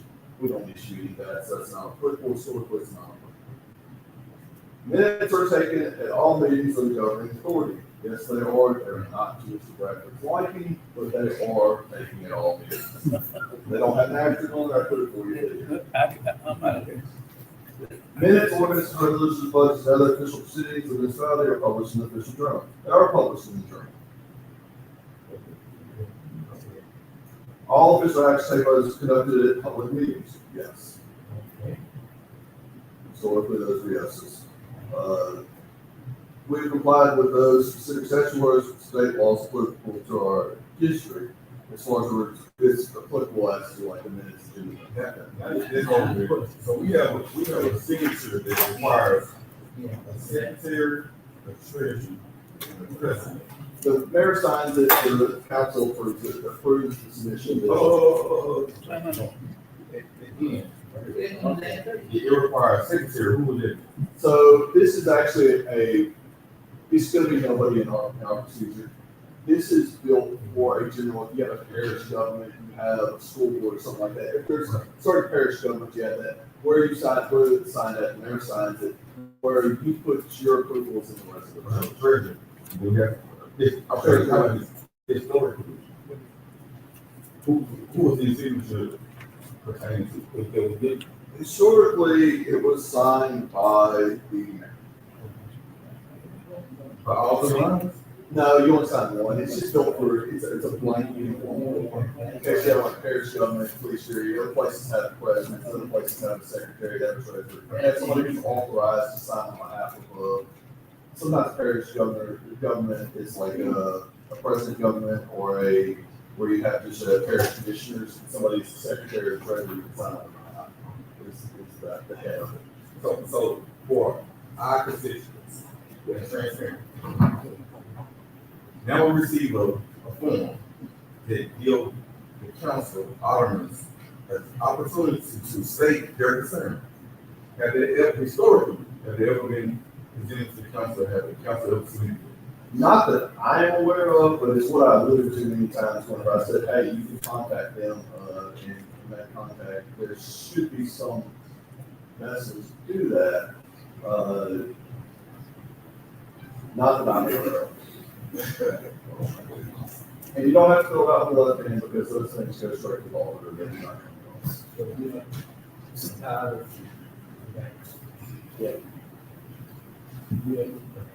Like this, have you needed on the start? You can either provide it, or you can provide it directly to the auditor, if you feel compelled to do that. Because it is confidential. Okay. Can I drop mine off? Because I see the address on this office. Yeah, they also have email too, if you want to do that. You can go in first. Mr. John, the one you just got through reading, there's a lot of historicalness in all of this. So this one you just got through reading, that should be on file with the auditor, right? That is, and that's it, they're all filed with all. So with the second form, where the individual, council have to, fill out, would any of that be on file or have that been done? I believe those are on file, but I believe those will be on file, but I can check to be more sure, but I'm 90% confident those are considered not public records because they're submitted on behalf, they're considered confidential. So my real question is, can you have one without the other? Good. Apparently, you can't, it's already been happening historically. Yeah. It's been taking place. And I'll tell you, there are answers to previous questions that were just not answered on the previous ones that, they didn't mark yes, no, or not applicable, and that were submitted and accepted. So let's go, this, sorry, I'm sorry. So this one, the one that this been taking place historically. What, two? Hey, when you say. My question was, do they go together? Okay, I got you. Do they go together? Because if you submit one without the other. I got you. That's a good question. Ideally, no. But also understand that, Nobody but understand my name. ideally, has it happened, it appears to happen that we submitted a plan without the. He said one don't go without the other. So, well, if we make sure that we're not saying what it's signed or whatever, so if one don't go without the other, how can it possibly be? If we, I don't- we have no clue as to. I don't get Say, into, somebody sign my name. Yes, ma'am. okay, so I don't get into the business of, No, I know what you're saying. You're saying historically, historically, yes, but I would imagine that if we're not submitted a representative, the person elected is not.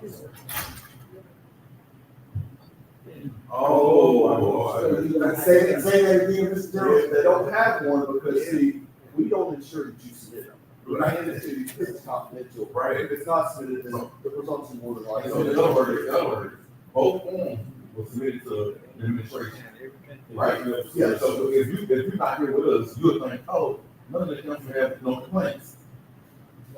One last question. Well, there'd be no record of. A complaint. So if we call it on that individual as councilors and one is a copy of our complaint. We did. A copy of the forms that we submitted? No, copy of the form that I submitted. I know. You want to make sure.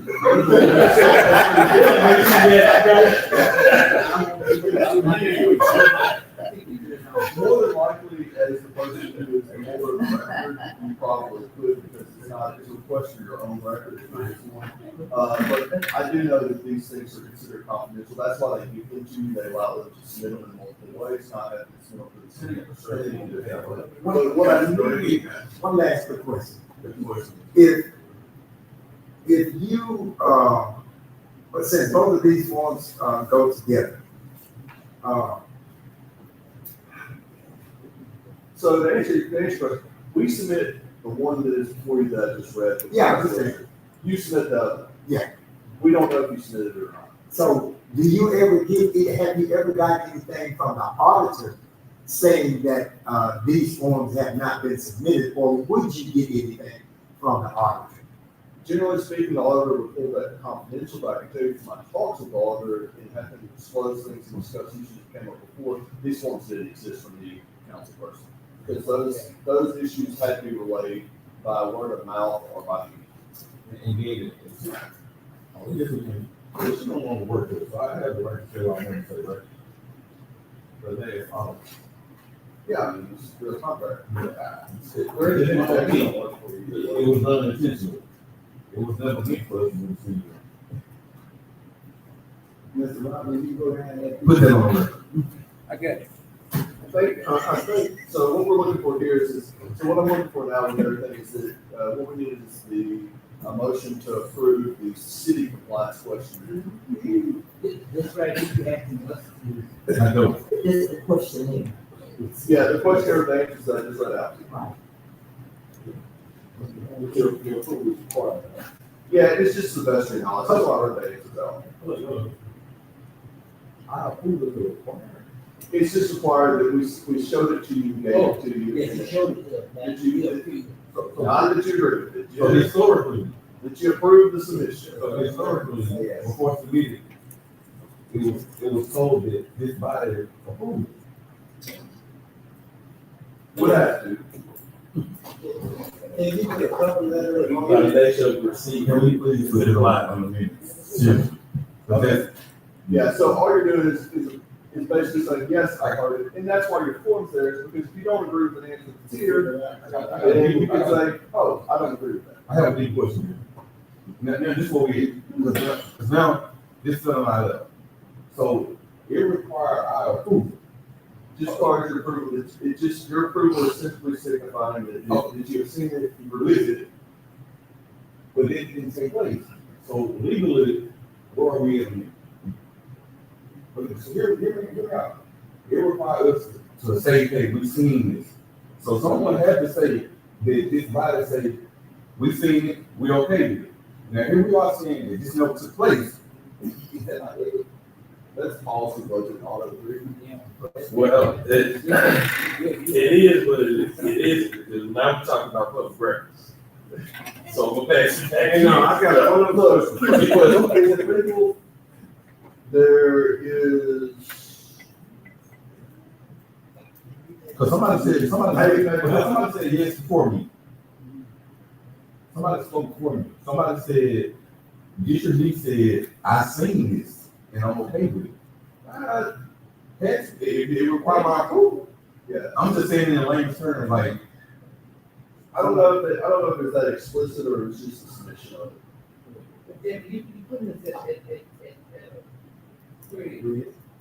preparing situation, you want us to prove something that we did not see, that you did not do.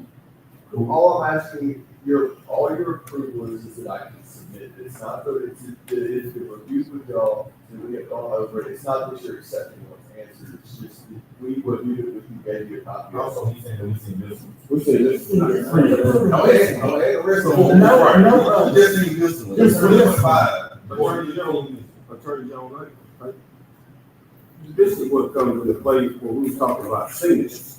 Usually we sign things, but we gotta wait on it. We should. So now, I just want to, I got a copy of the resolution. I need to pass out. okay, what I'm saying is we used to be, when I first got on the council, they gave us something physical, we signed it. Now, if you, listen, hear me out, because now if we're not required to sign things, it's not forgery, because you've been signing, whoever it is, been just like jotting their name down, not signing, you know what I'm saying? When you look at when I go get the minutes and I look at the resolutions and all that, we don't sign it.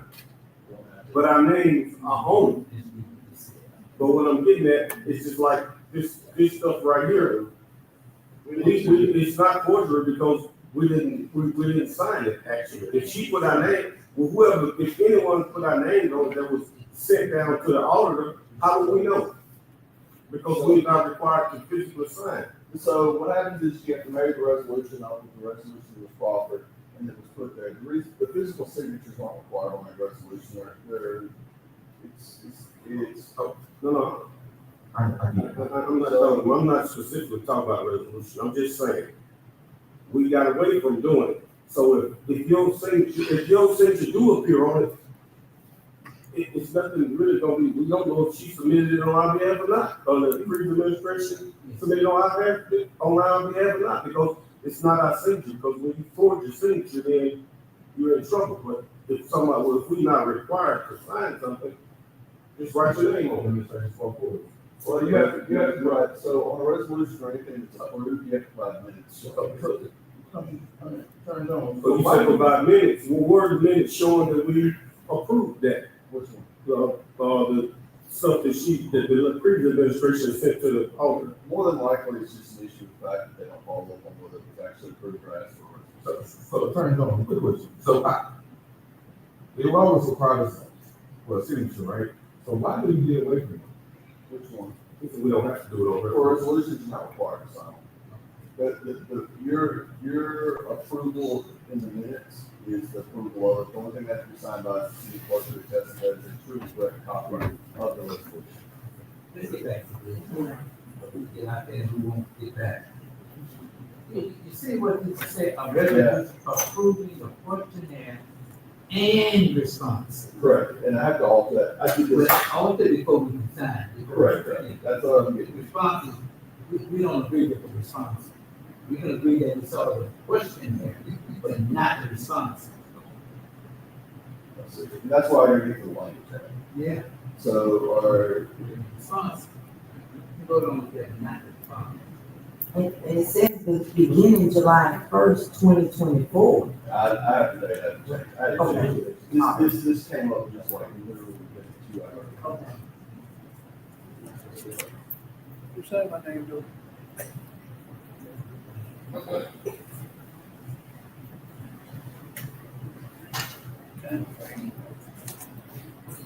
We have to do this tonight. Yeah, we have a deadline. We just got it.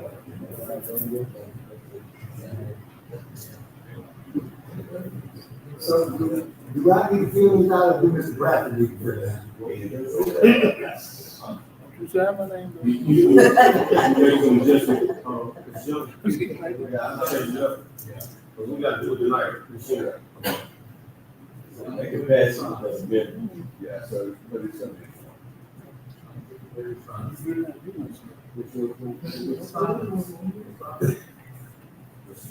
Hold on. I'll make the first one.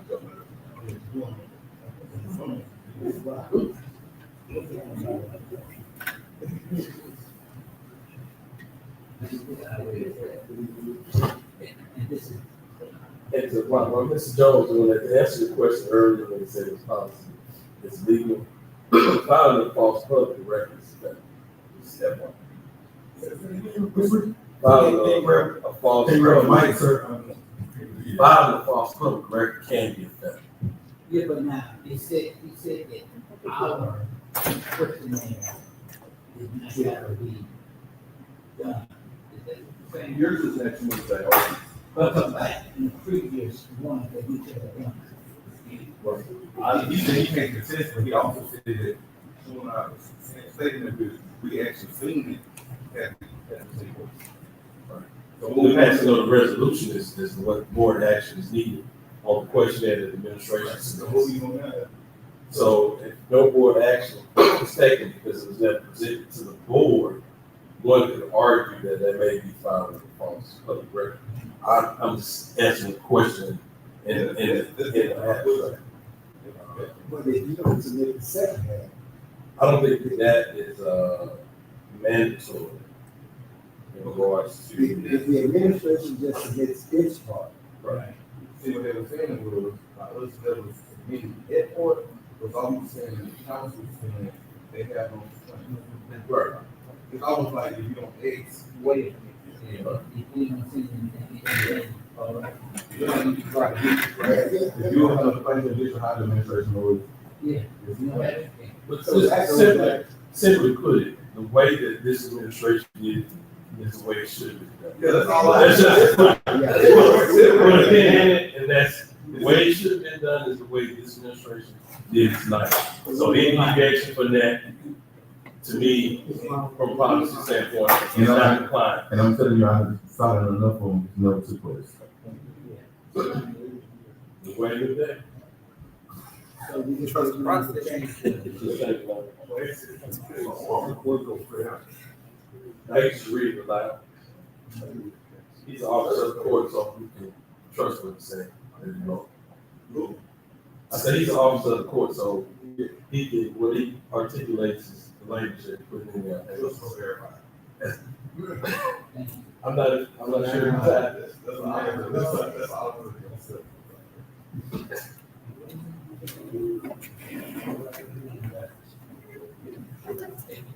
You all right? I think it's correct. Oh, I'm fine.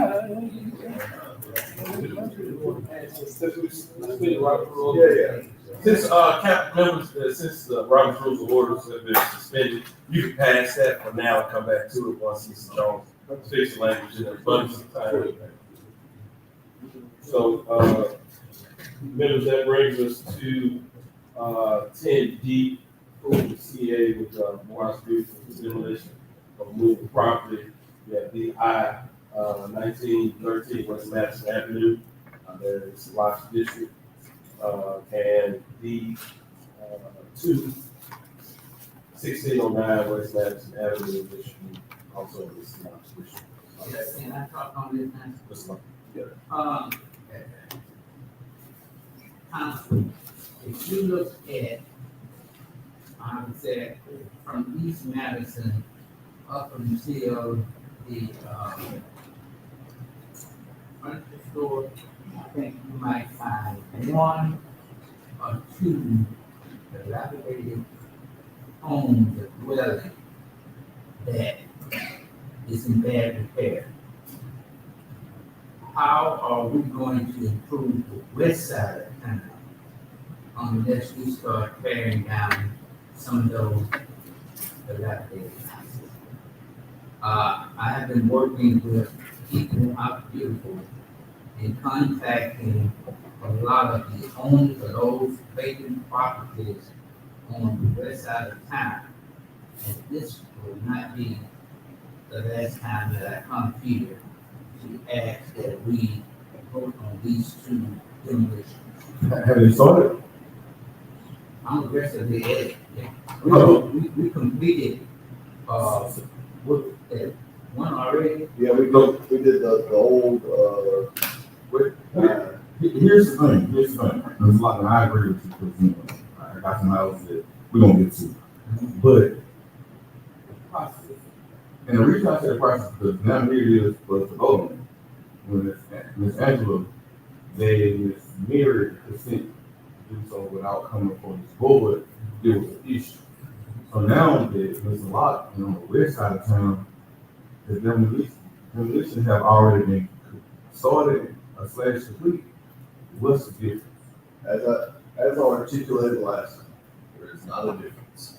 The difference was not in legal, the issue was not in legal, but the issue was in the administration. So I offer the same opinion. So for clarity, so what you're saying is, city official, city council, can give the consent for someone to tear down a home while coming for the board. No, not at all. Let me answer that. No, that's, the allegation, what you're discussing with, I just wanna know. this happened was that, the allegation was that, that she had authorized work prior to council, and contracted the city prior to that occurring. It's not what occurred. What occurred is that the CEA was voted on, was approved. But the administration stance was, the work was done before the CEA had been completed. Now, the CEA was completed the night that we approved it and that we did it. The announcement of the work was after the administration held off signing that CEA until after. Because the administration said, who gave you approval? I remember the administration, I remember her saying, who gave you approval? Ms. Andrews said, she said, I'm aggressively getting this done, I gave you approval. So what happened, and I believe, and I'm not gonna take words out of it, but as I understood it, we voted that night, those houses had not been touched. Previous, the next day, because I was, as you understand, and everybody's understood, I am generally between everybody, because as the attorney for I want you to be right. yeah, so in 100% I'll stand on the fact that was right. Because here was the order of operations in that CA was voted that night. Voted by resolution, put in place that night to be done. That CA, we executed the signatures that night, except for it was handed to the administration for the rest of the sign. The next day, there was an announcement by Ms. Tappan that she had been able to procure these things and get these things done for her district, which at that point inflamed the administration that had occurred, at which point the administration held off signing the CEA, and whenever it came to the administration that the contracting party that had relied on signing the CEA, the administration was going to sign it that day, what you have to remember is the contractor had also signed that day. The day of the meeting, the contractor signed, right back here. Okay, but just my understanding, we clarify something. In order to make a CA legit, the administration has to sign off on it, correct? Correct. So here's what happened with that. The contractor signed that night with the statement from the administration that they resigned. We almost have to go to, because you know, I'm down X. X for clarity. Because again, I have some houses in my district. I just know when she did it, we had it up. Now here's Ms. Block on the west side of town, and then I support this actually, but the work that has been done, now we're coming for a CDA. Correct. We did not ask that person to do the work. That person performed the work. The work was within the scope of. Hold up. Say right there. So we didn't ask the person who did the block to perform the work? No, we did not. Also, we're here for a CA for them. We're here for CA because we're reimbursing the party who had to pay that cost. That cost was in coordination. But we didn't ask. Correct, we did not ask, but there's still an outstanding bill, and so since that bill is outstanding, they asked if we could help that. But clarity. So now, I have someone in my district. Go check out the house. Then come to ask Councilman Green. Can you reimburse me? Is that okay? 100%, as long as it's within, well, It's like, make a motion, I say, I just don't know. yeah, it is, you can do it, it's called post. It's like, no, I'm dead, just be honest. Cause it seems like as if now we in a different way to handle the process that caused so many issues for Ms. Mary last administration, and I'm not understanding it. The issues that were caused last administration were dealing with the administration. My legal opinion never changed. What happened is the administration withheld signing the CDA. Ms. Hawkins stood here that night, signed the CA as did Ms. Tappan. Was told, yes, this is good to go. Ms. Hawkins relied on that CDA to be able to do that. She knew and walked out that night that the mayor was going to sign it. When she turned her bill in, it was then informed, I have not signed. What, you want me plain and simple? I'll tell you what it was. There was nothing but a trick. Can I say something about that? And what it was the trick was inflamed by Ms. Tappan when I put it in the video. Correct. Saying that the houses had been taken care of. It was about Ms. Tappan. And so what happened is Ms. Hawkins, Ms. Tappan, and they walked out thinking the administration had signed. See, here's the thing, I actually appreciate it, because a lot of times people get so wrapped into what perception, what people say, and what the thing is like, it's actual, like, we get comfortable, and that's not the situation. No. Ms. Angela never authorized or contract on behalf of the city to do that work. What happened is exactly what happened. Ms. Hawkins walked out that night with all of us sitting there saying this is getting signed and executed. The administration walked to the office, put it on the desk. The next day, when the thing was done and the video was done prior, it inflamed the administration. The administration at that point refused to sign it, and Ms. Hawkins showed up with it to ask for the bill and says, well, I haven't signed and agreed to it. Well, I guess that was the issue lies, because I know right into the office, it was told, it was said that the city was not gonna pay because of the video of Ms. Tappan They have, prior to us doing the CEA, which entails said that she authorized before she came before the council. Now that come directly sitting across from the previous mayor. And I asked the question, why? It's because it was authorized by an individual and not the council prior to signing the CDA. And that's exactly what I heard come out of the previous mayor last night. And that's why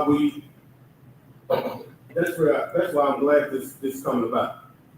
Best thing to do is get understanding, because it happened to her, and I'm just like Councilman Green, it's kind of no different in this situation, which I wanted to be easier for everybody. And tear down houses is the best way to go. But I keep harking back to the grief that Ms. Tappan suffered in the humiliation based on trying to insinuate that she did something that was unethical. And we are doing pretty much the same thing now. And also too, when Ms. Tappan did that, we was under the American Rescue Plan, which at the time, the funds, you said that it was, we didn't have to go through the whole thing. It was no, from these our not. fund. Now that money was, without the council consent, move over to general funds. And I know we have a line item for each one of our districts. So what's the process of us getting?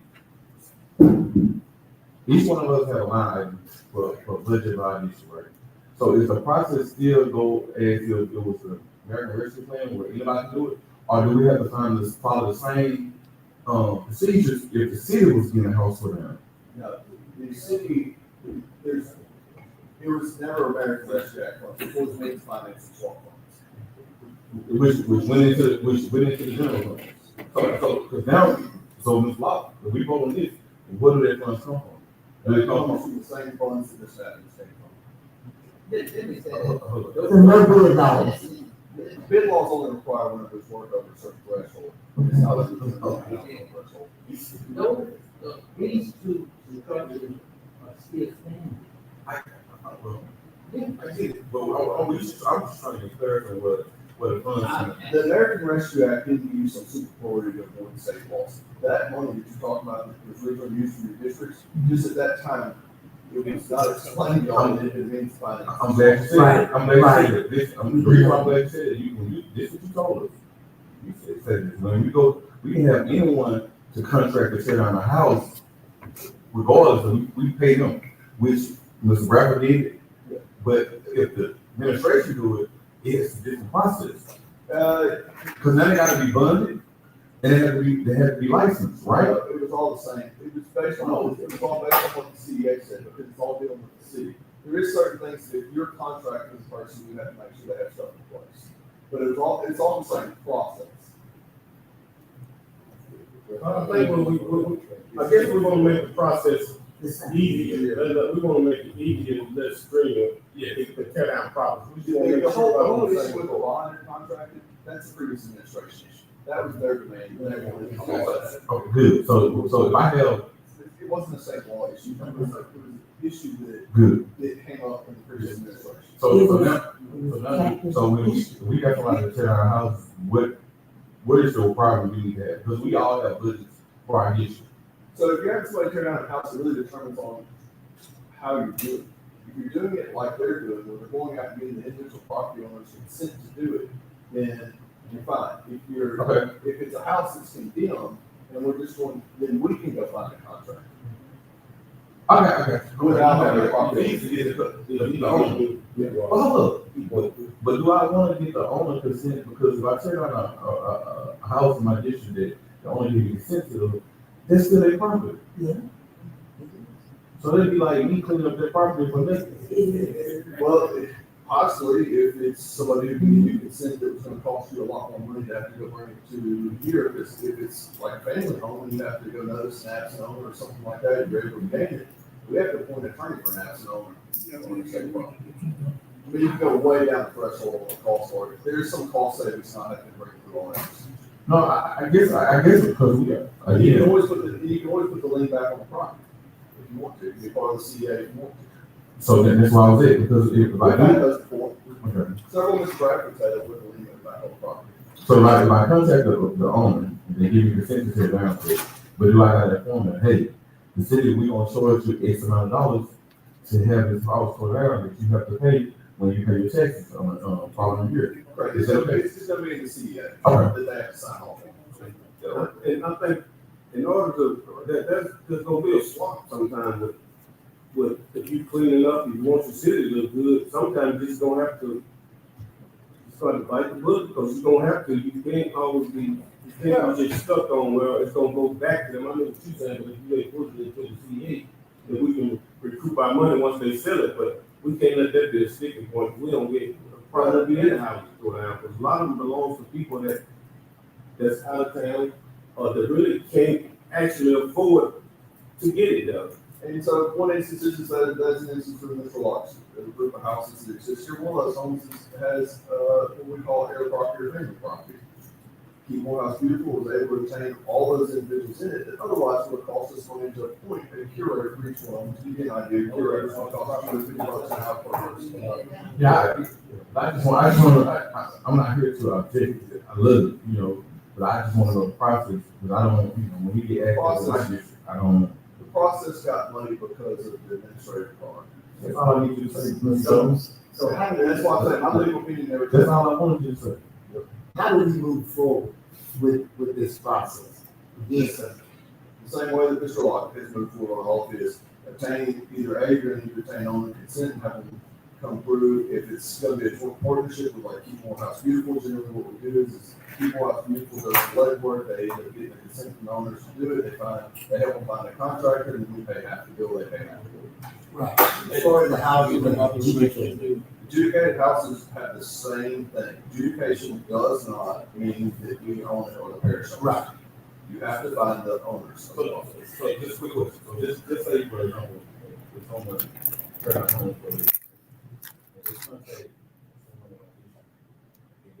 They work out an agreement, and that person, they do this, turn out homes, turn out a house, they come back and ask me for, reimbursement.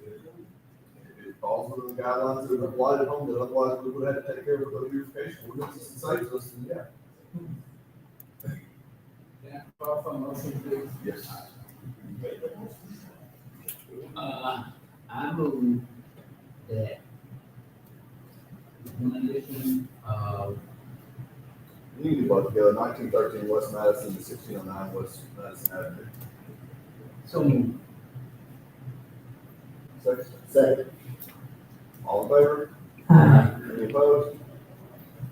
Carries.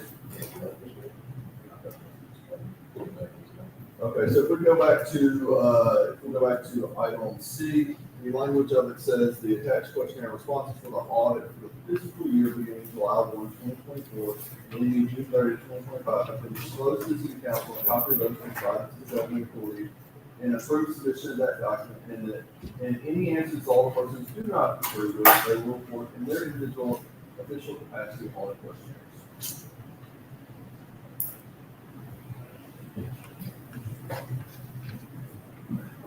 I'm trying to get it in there that y'all did not approve the answers, but y'all put. That did not approve the form. What is approving the form? Yes. Okay. I second. Properly moved and second. All in favor? Aye. Any opposed? Done. Motion carries. Trying to get it. We are on number 11, which is planning and zoning, and I don't show that we have any business there. That brings us to item 12, which is the quality assurance panel membership and organization. This is where the Patrick contract is with Patrick. Just bring the items to the thing, then I'll turn it over to Ms. Tappan. You requested, the quality assurance panel membership is contained within the contract with Patrick. That we will put together this panel membership to review any instances for which the ambulance would believe was out of compliance or any complaints against it. It's kind of like a complaint board for the ambulance contract. It's created by contract with them.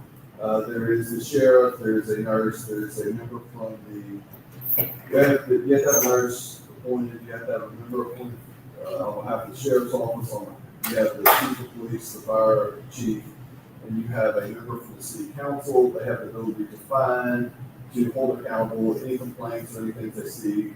Kind of like the sheet I sent you in your email with all the times on it, they'd be able to review stuff like that and to hold the ambulance company accountable. That we do need to assemble.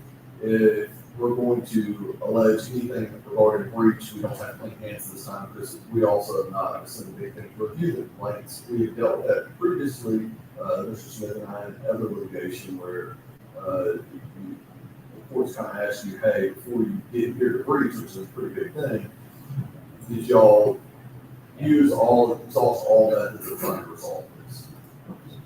So I guess at this point, we need to get the members of the committee and get it set up. Correct, and I would tell you that normally they the resolution approving that contract created the creation of that board. I'm using the contract created board or committee rather than have a separate standalone ordinance so that later on, whenever we have future ambulance contracts or instances like this, we don't have a board that's just standalone doing this on its own ordinance. I know that some members of the council did not want to create that. One thing that's in your emails, the response times, that was received this Monday. I'm going to go through kind of quickly, take out some columns that weren't accurate. We'll be able to provide more detailed stuff, but that committee would act as a function to review, kind of like the finance committee does, except they have the power to find and Patrick has to appear before them, and they have to answer any complaints, allegations, and things like that. So the things that we need to put on the horizon are, when would the meeting times be? We need to have the council think about who's a member of the committee. Maybe we should put forward to be a council member who would need to come forward. We need to have a nurse, and then we'll need to reach out to the sheriff's office to have somebody who's a designated representative. The sheriff's office, or chief of police, can be our chief of police, or his designated person. And then we're going to have a fire chief. The fire chief would have his person or a designated person. You don't have any citizens on that board. It's said the nurse, sound like the nurse. There's a nurse, there has to be a nurse. I will tell you right now, more than likely, you need to have a nurse who is not employed by, probably not a nurse that's employed by the hospital. Really? Okay. Yeah, it just, I think, that can develop future, I can get you a better opinion on that, but just off the I top have of somebody else. we could get somebody, we probably don't want to have anybody who has, from the council, has any, yeah, ethically want to step away from that. Oh, so I can't be on the committee? I would advise against that. Okay. Considering that the main constituent of that contract Right. is the hospital, which is also. Who's gonna take up my slack? Who's gonna take up my slack? Yeah. I can't do it. So that's things to put on the register to do. So what we probably bring is next meeting, a resolution about the times and the, membership. Okay. All right, that'll work. There's a time.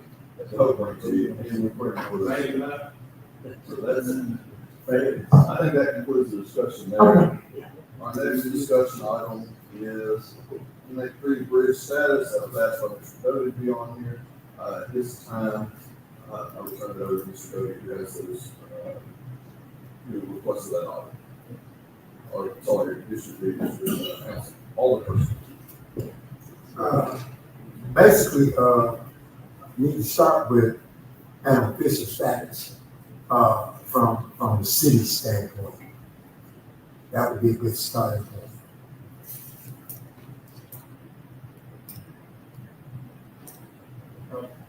So official status where the bridge is? Yes, the official status of the bridge. So the bridge is in the process of, procuring the bids on those things. There are certain strategies and other things like that that are going on with the way you get things, with projects. Mhm. Currently, as you understand, the cost that had ballooned on this project from where it previously started at. So one of the things with the bidding is your timing of bidding so that you can reduce your cost.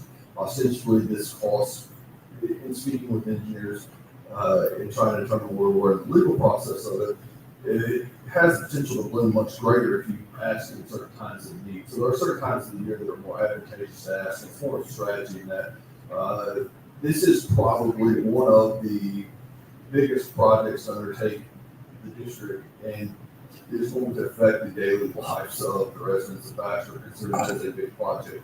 That said, there is some strategy that goes into that. I do know that you yourself have spoken with an engineer. Just understand a lot of that is more kind of day to day. The strategy is, it's not a public record as to a lot of that strategy that's going into the bid process. But the goal of that strategy is to alleviate some of the costs that could actually slow on that project by having the timing there. But everything is prepared, ready, and should be let for bids pretty soon.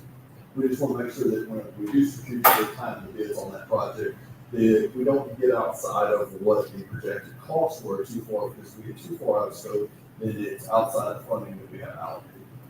So that's where we're currently at, is trying to find that we have identified a peak window of time to get these bids so that we don't make sure that we're in a high construction time, especially with the nature and status of construction at this point.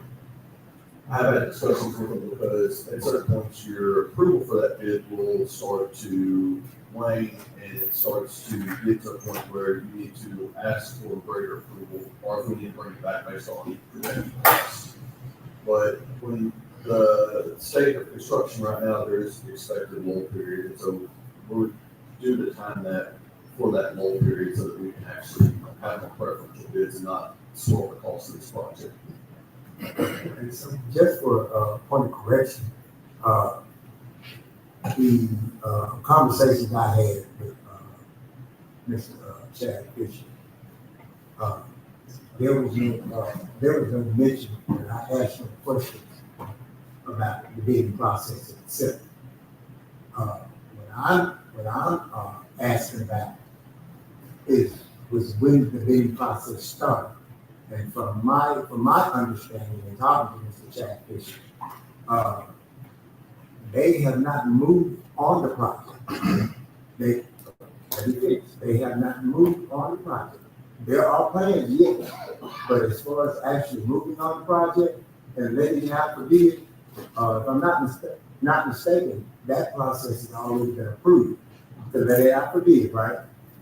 But it has not moved because from my understanding of what he has told me is that the bridge, he does not have, let me make sure I'm saying this right, he does not have it were in the minutes, it was approved by the city council.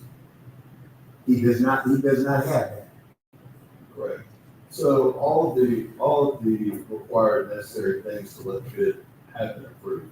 What I am telling you is that some of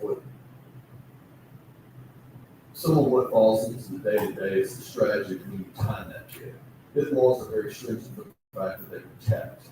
Because one, you don't want to go out there and just get bids to see what it is. They protect the contractors from having to disclose things and playing their hand too early. The other part of that is that some of the names I gave you tonight is really, it's not in the scope of public knowledge, but in the scope of being transparent. Everything is ready and there's a bid window that has been identified for us to bid that at. Is it at a standstill for the time period between? Yes, for the purpose of the fact that if bid at the wrong time in a high construction thing, you could be asking people who have a lot of jobs, a lot of things going, asking to bid, you could balloon the cost. And I can give you, for instance, we had a road that was estimated to be $2.1 million in the bid. It was projected at $800,000. Only later, half 3 months later, we learned of a similar project going on nearby. When that bid went out, the road cost was $400,000 because they had a crew over on that side. So some of that is what we call institutional knowledge of the projects that are going on in the parish and the neighboring parishes, so that you don't have certain crews like that who say, yes, I can do it, but here's what it's going to take. It's going to take me acquiring more help, more people, more things, because I have my 2 crews that I have stretched already, but sure, we'll bid. Because there is a finite amount of contractors who do projects like this. So again, I have to take that information, and when my constituents ask me about it, they're not going to ask me about well, what are they going to put in the what are they going to use for equipment or anything like that. They want to know when is it going to be passable again, when is it going to be open. And again, my search for the answer simply is about when the bidding process was going to start. And again, to keep it from just a big public thing, then again that answer could have come to me much sooner than it did tonight, or maybe a couple of days ago. But it actually can't, because here's the thing, you have to understand that the government works in 3 branches. I understand. The executive branch is the day-to-day. Mhm. That information is what falls into strategy and trade secret. My disclosure of that is because I asked the mayor if I could disclose that to him. Mhm. That disclosure falls within the strategy of the administration to say, you don't want people to know what you're doing with regards to that. So the outlay for a project, yes. So this project now is different, and it falls under a different guidance than these other projects in the city. So again, that's what my ears are hearing. No, you're mixing that up. Every project that requires a bid, there are certain things that are what we call top sheet, certain things that everybody's privy to, the public's privy to, that the separate branches are privy to. There is dialogue and flow with things as to the exact date when the bid's going to go down. That is not public knowledge. So there was no mention or ask of a specific date of a bid. The ask was, when is it going to be let out for bidding? Correct. That is the same thing as asking when the date is for the bid. No, because again, you're talking about you working on a timeline, right? They're not going to give you a date range. Okay, so hold on just a second. So again, that could have been taken care of with a small conversation again, if there are some trade secrets and some other things that are going into that process, then again, if I am asking a question about the same thing over and over, to keep me from asking that question, then you either tell me something or you tell me nothing. So the answer to your question was, they told you as much as they could. Okay, I accept that. Correct. Well, what is up here? That was after. That was after. I told you, outside of here, what the council, what did they tell me? I said, they're gonna tell you something different. It's a day-to-day operation. You gotta understand that. You doing a lot of stuff. So what did you tell me? Day-to-day operation. So what did you tell me? I told you, November, December, you gonna sort out the bid because it's other stuff I ain't No, gonna say. what you told me was, you told me never had the construction, no, you said never had the construction site sold up in the area, and it was gonna take some time. That was your answer to me, several times. You know that I told you November, December. That's when we gonna send it out. You can put in your head what you want, thing, but I know what I told you. So you run around doing too much. I'm sorry, and remember.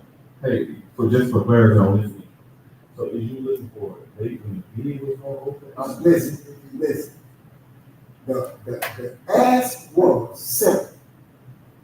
Has the project gone out for bid? I think they answered that when they told you. No. And why did he say no? Because it has gone out for bid. No, that's, listen, what I am asking, he's saying it's not in the minutes. He's saying it's not in the minutes, that's why he didn't proceed, so that's something totally different. Also, if I'm thinking right, anytime something open for bid, it will be publicized. Because they gotta advertise it. You can't secretly offer bids, you gotta. And that's what I'm understood. And nobody So what I'm saying, but I think that if once a bid opens, the whole city will know. So again, I think so. Lastly, I'll say this. When the young man I spoke with talked about it, it was not in the minutes. Because the reason why it's not in minutes is because we have not had a bid yet. Once a bid goes out, the bid is received, it's placed in line. don't understand the process. Because normally, I know in the past, they give us all the bids as well, and then we take the lowest bid. And that's what I'm waiting But on. I don't recall it. I'm not talking about bids. You talking about things that's open. Bid. It's been approved for bid. It's been approved for bid. So again, there is no movement on it. And again, the answer I got from the engineer, that he could not move on it because he did not have approval. It was not showing, I'm talking about the approval to let it out for bid. What was the June meeting? The June meeting wasn't open up the bid. The June meeting was to approve the project to be bid. They had a motion to proceed to bid. You approved that? Can I make one statement that may centralize everything, Mr. Doty? If you can judge by the meetings that we've been having, we're going to be as transparent as possible. We're going to respect the separation of power. The things that you are obligated to approve, we're going to approve, bring it to you. Things that are operations are operations. There's nothing that this administration is going to move forward that requires legislative authority that we're going to circumvent you all in regards to that.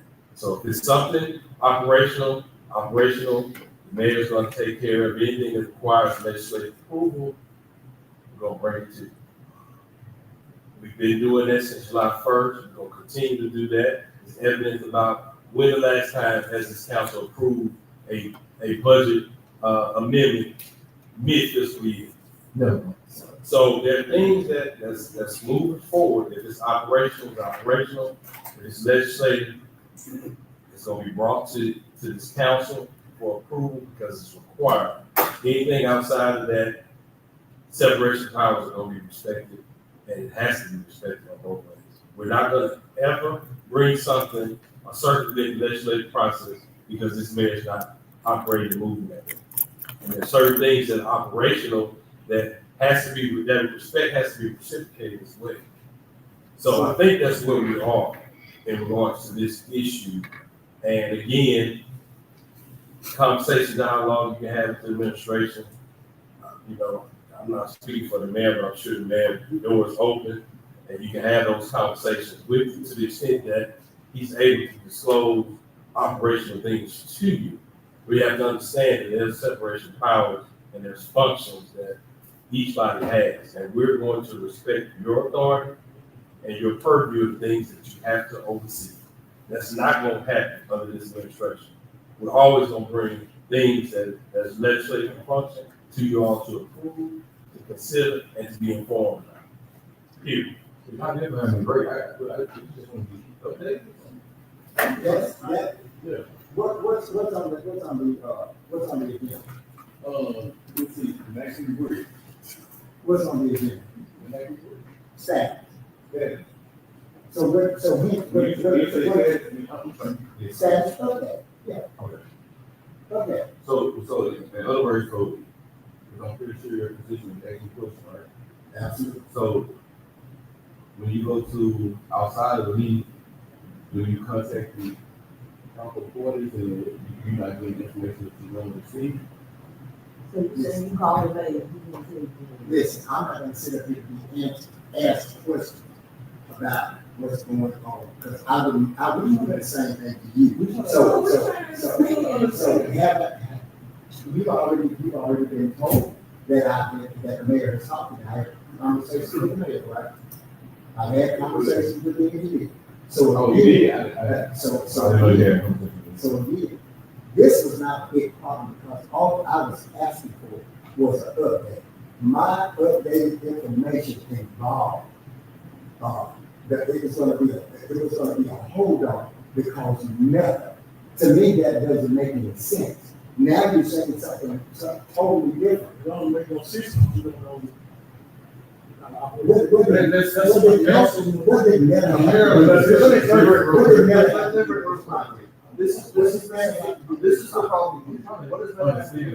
Here's the problem. This is probably good. What you don't understand is that Meta has a lot of site resources sucked up in contracts. And so that's what it has to do with. You want a specific date on something. I'm telling you, sometimes, and I get it, the constituents ask, they ask me, I eat here every day that I'm here. I'm here usually 3 to 5 days out the week. Mr. Watkins, I mean, at least 3 of those days. I ran into you the other day up here. What you're getting into is that you want something specific. Sometimes the answer with constituents when you're in this process is that we are in the process of getting bids. There's not a specific date. You want a specific date on when we're doing or how we're doing or what we're doing. That's where it falls into operations. That's where it falls into stuff. As I understand, that is the answer you want. The engineer talked with you, said, hey, look, we haven't done anything. You want to know why is that a problem? That's something that falls into the category of us discussing why is it more advantageous to bid at this time or another time. That's something that any person who's in the contracting world right now can tell you that site and its source and uses has every contractor title. It's the reason why property over there is being sold for thousands of dollars more for an acre and leased for thousands of dollars more because that's why. So we're trying to provide you information. I get that you're trying to provide information to your constituents. Sometimes that answer is we're in the process.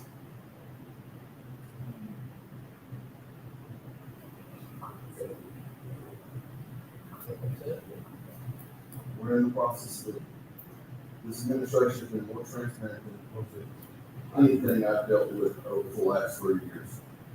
But sometimes transparency can be a little less transparent when you're dealing with strategy and optimal times to deal with things. That very transparent answer was no. Any person who has purchased any building supplies, have been in any building house in the last 6 months knows. It simply took asking a banker could have told you that Meta has everything right there. So do you understand the metal portion of the Say it again? Do you understand like the metal portion? Because I know there's a time when you mentioned metal. I'm saying, I'm trying to hear. Listen, real simple. If I have a conversation with an engineer, Okay. and the engineer does not mention anything about that, in my conversation with the engineer, Okay. right? So take that out of it for the engineer. Okay. Then basically what he told me was real simple. I do not have a motion to proceed to pay out or bid that was in the minutes that he wouldn't look at. Does that mean anything? Does that mean anything? Did you inquire? So that's, Did you inquire? I'm saying that's the information he gave me. Did you inquire with the keeper of the clerk, what are the motions to approve is that? Yeah, that was, from my understanding, it was legit. Okay, but did you inquire with the clerk about that? No, because I can't talk to the man. Correct. So that's what I'm saying is the proper procedure to gain that information is just simply dialogue with the clerk. Well, so the dialogue with the clerk, everything that has been coming up has been coming through you anyway. So I've had dialogue with you. Correct. Have you articulated that to me? Maybe not. Okay. That's what I'm saying. There's a lot better places than an open forum. Okay, again, my forum was outside of this room. I understand. My forum has been outside of this room. But you have never asked me about this. You never asked me, is there a motion? Is it? I would have to check the record. I don't keep those records, but that is a simple question that can be answered every 3 days. So that's what I'm trying to tap around with is that there is a procedure in a way.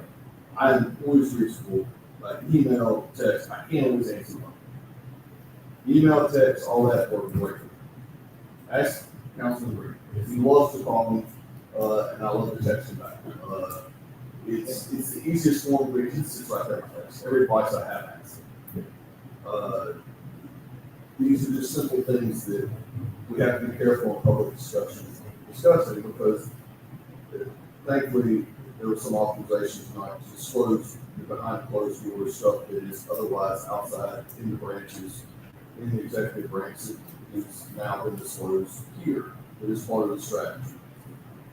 A simple question of, can you please point me to the motion that approved this or resolve all this?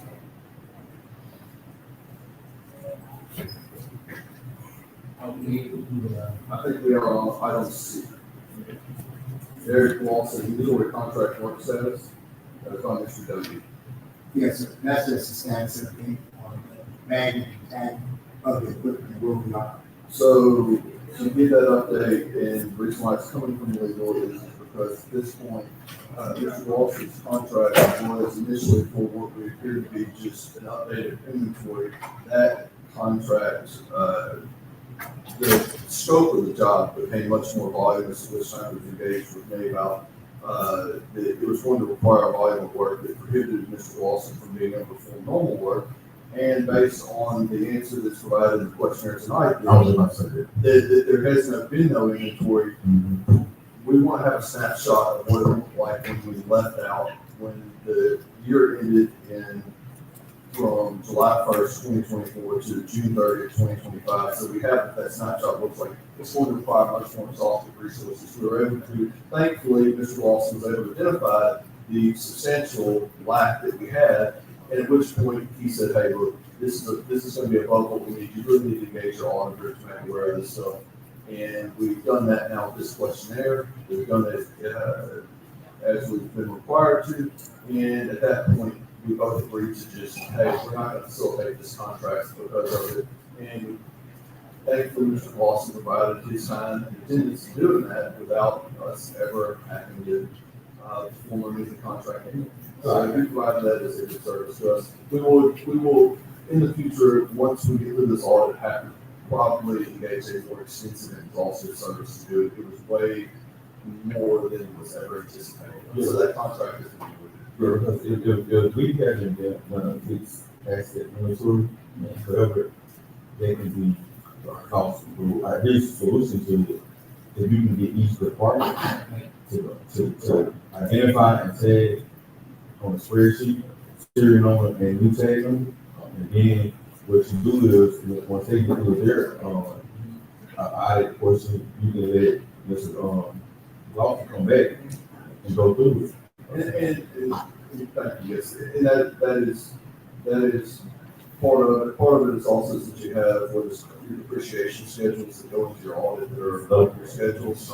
And so one of it is that the first way to kill that apple for us, from the standpoint is what exactly exists on a depreciation schedule. So it's probably best to start with the auditor, then work backwards on a procedure like that to help Mr. Lawson if we need a future engagement with that. But, And we've been, in discussions on, contingency, once that came about, the mayor finalizing, certain steps to do just that. And some of that encompasses what you mentioned, Mr. Green, Councilman. So that's an ongoing process. We're working on contingencies and doing a plan for that, after the Because our fix asset for the city, it's not like we have to report this on, right? So fix that. Like, let's say, for example, the use of governmental entity as been run from the state, right? That means they have to say, their fixed assets gotta be sent to someone. Correct. So our fixed assets are generally audited by the auditor as to things that are critical based on depreciation schedules. Maybe have a 1 year, 2 year, 5 year, 30 year. Yeah, there's usually thresholds that go into that. There are some of the stuff that don't have thresholds. There's one in particular. They had screws back from the 70s that they were putting on there. That said, generally depreciation schedules incorporate that, then you can work for it. The reason why you have those fixed assets list is because at some point when those assets become used up or expire by use, they just no longer are providing you continue to put them on a surplus list, and then you take the surplus list and launch it from there. When was the last time that you can recall that auditor actually came through and did a fixed asset inventory? Most of the time, fixed asset inventory schedules, some others do them, most of the time it's self-provided. Most of what auditing services do, this is where auditing is actually independent from you. It's kind of weird to hire them, but they act independent of the state. So they're actually independent of you. They don't actually perform anything more beneficial than independent auditing of you. They perform a function of the legislative auditor. They actually work for the legislative auditor. So if you were to fire one of them, you have to go to the legislative auditor.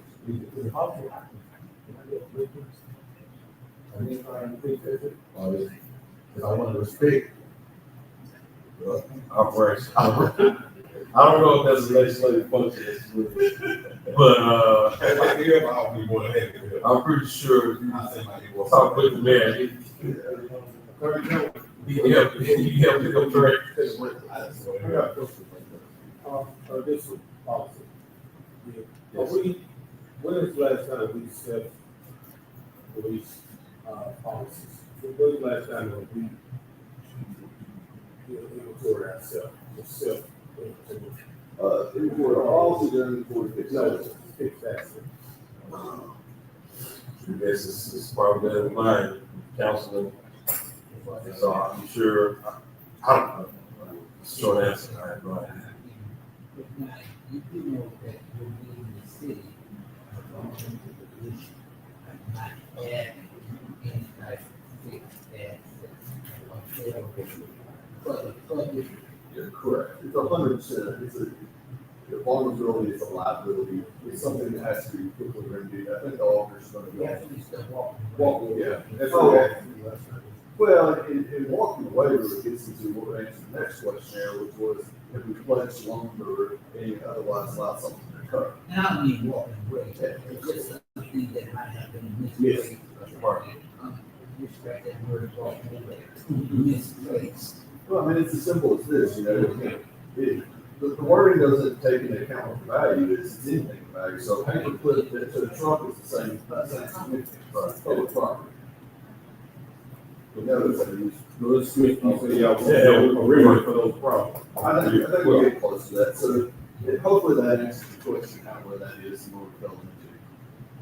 With that, with Mr. Lawson, we just were able to determine the scope was way more extensive, and we probably need to start pretty hard, so that's what we're thinking. I believe that takes us to item 13 is introduction of ordinances on how you introduce liquor license for and disposed of. Item 15 is Mr. Tony Miles and the speakers. Oh, I forget there.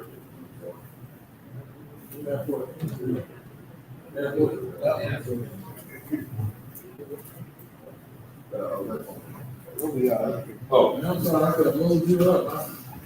You should have came from the review. This is resolution 25-2120, resolution approving 5-year capital improvement projects for the airport. Ms. Grant reached out to me regarding this, is one thing that is the airport. I believe the top sheet plan was provided to you. He has extensive detailed plans. If you want them, they're provided in zip file to me. Yeah, it's on there. These two have to be approved by the FAA and other government agencies required to approve this plan. This has been previously approved annually each year. That's correct. And this 5-year plan is actually the same as last year, they just moved the dates on. So what they did every year, this is the same thing? Yeah. It may change year to year, but we have to submit this 5-year plan every year. I move that we accept the 5-year plan. We have for Second. Motion second, any discussion? None, all in favor? Any opposed? Motion carries. The resolution. Before we leave. Yes, sir. Is there any type of restrictions that they federal litigation about meaning afterwards? There is no particular restriction other than it must be approved locally. And then, once it's approved locally, it's submitted to the FAA for formal name change. Because the name itself is on so many of the charts and information that they publish. So that had to be approved and then changed in all the charts. Is there a cost for this? Any costs? Yes. I'm not entirely sure, but I don't think there is. That's one of my questions.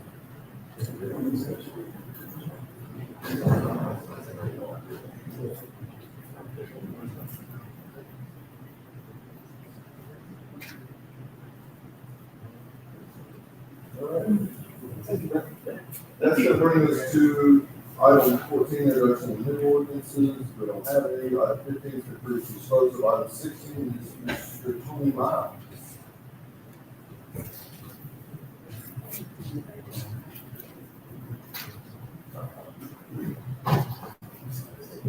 Tony Miles, 611 Pearl Street, Pastor Louisiana. I thank God for blessing me to be here before you all. I am honored, Mr. Mayor, Ms. Savage, Mr. Doty, Mr. Green, Mr. Rock, Mr. Jones. Thank you, friend. I hope you've all had a chance to look at the proposal for Mr. Henry Cotton. His daughter was telling me about the time that his plane stalled in mid-flight. But God blessed him, he was able to restart it, land the plane, and there were people in that area that helped him to find the parts he needed to repair the plane. I know we have lost a lot of great men and women. Some were just double armed, and there will be others. One day we might have to build a statue to somebody. History has taught us that it takes brave men and women in the right place at the right time to affect change. I say, why not start building today and make the birthday of Mr. Henry Charles Cotton a city holiday and change the name of the airport to the Henry Charles Cotton Memorial Airport. He earned it, his family deserves it, we deserve it. Thank you, and God bless y'all.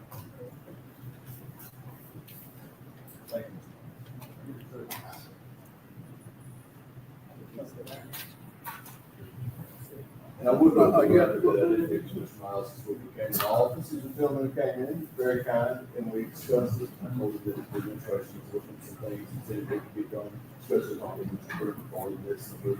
If we had room, to look at the possibilities of what we could do to harm the Next. But you know who you're next time, we'll look further up. Thank you very much. Thank you. I believe that brings us to adjourn. I make a second. All in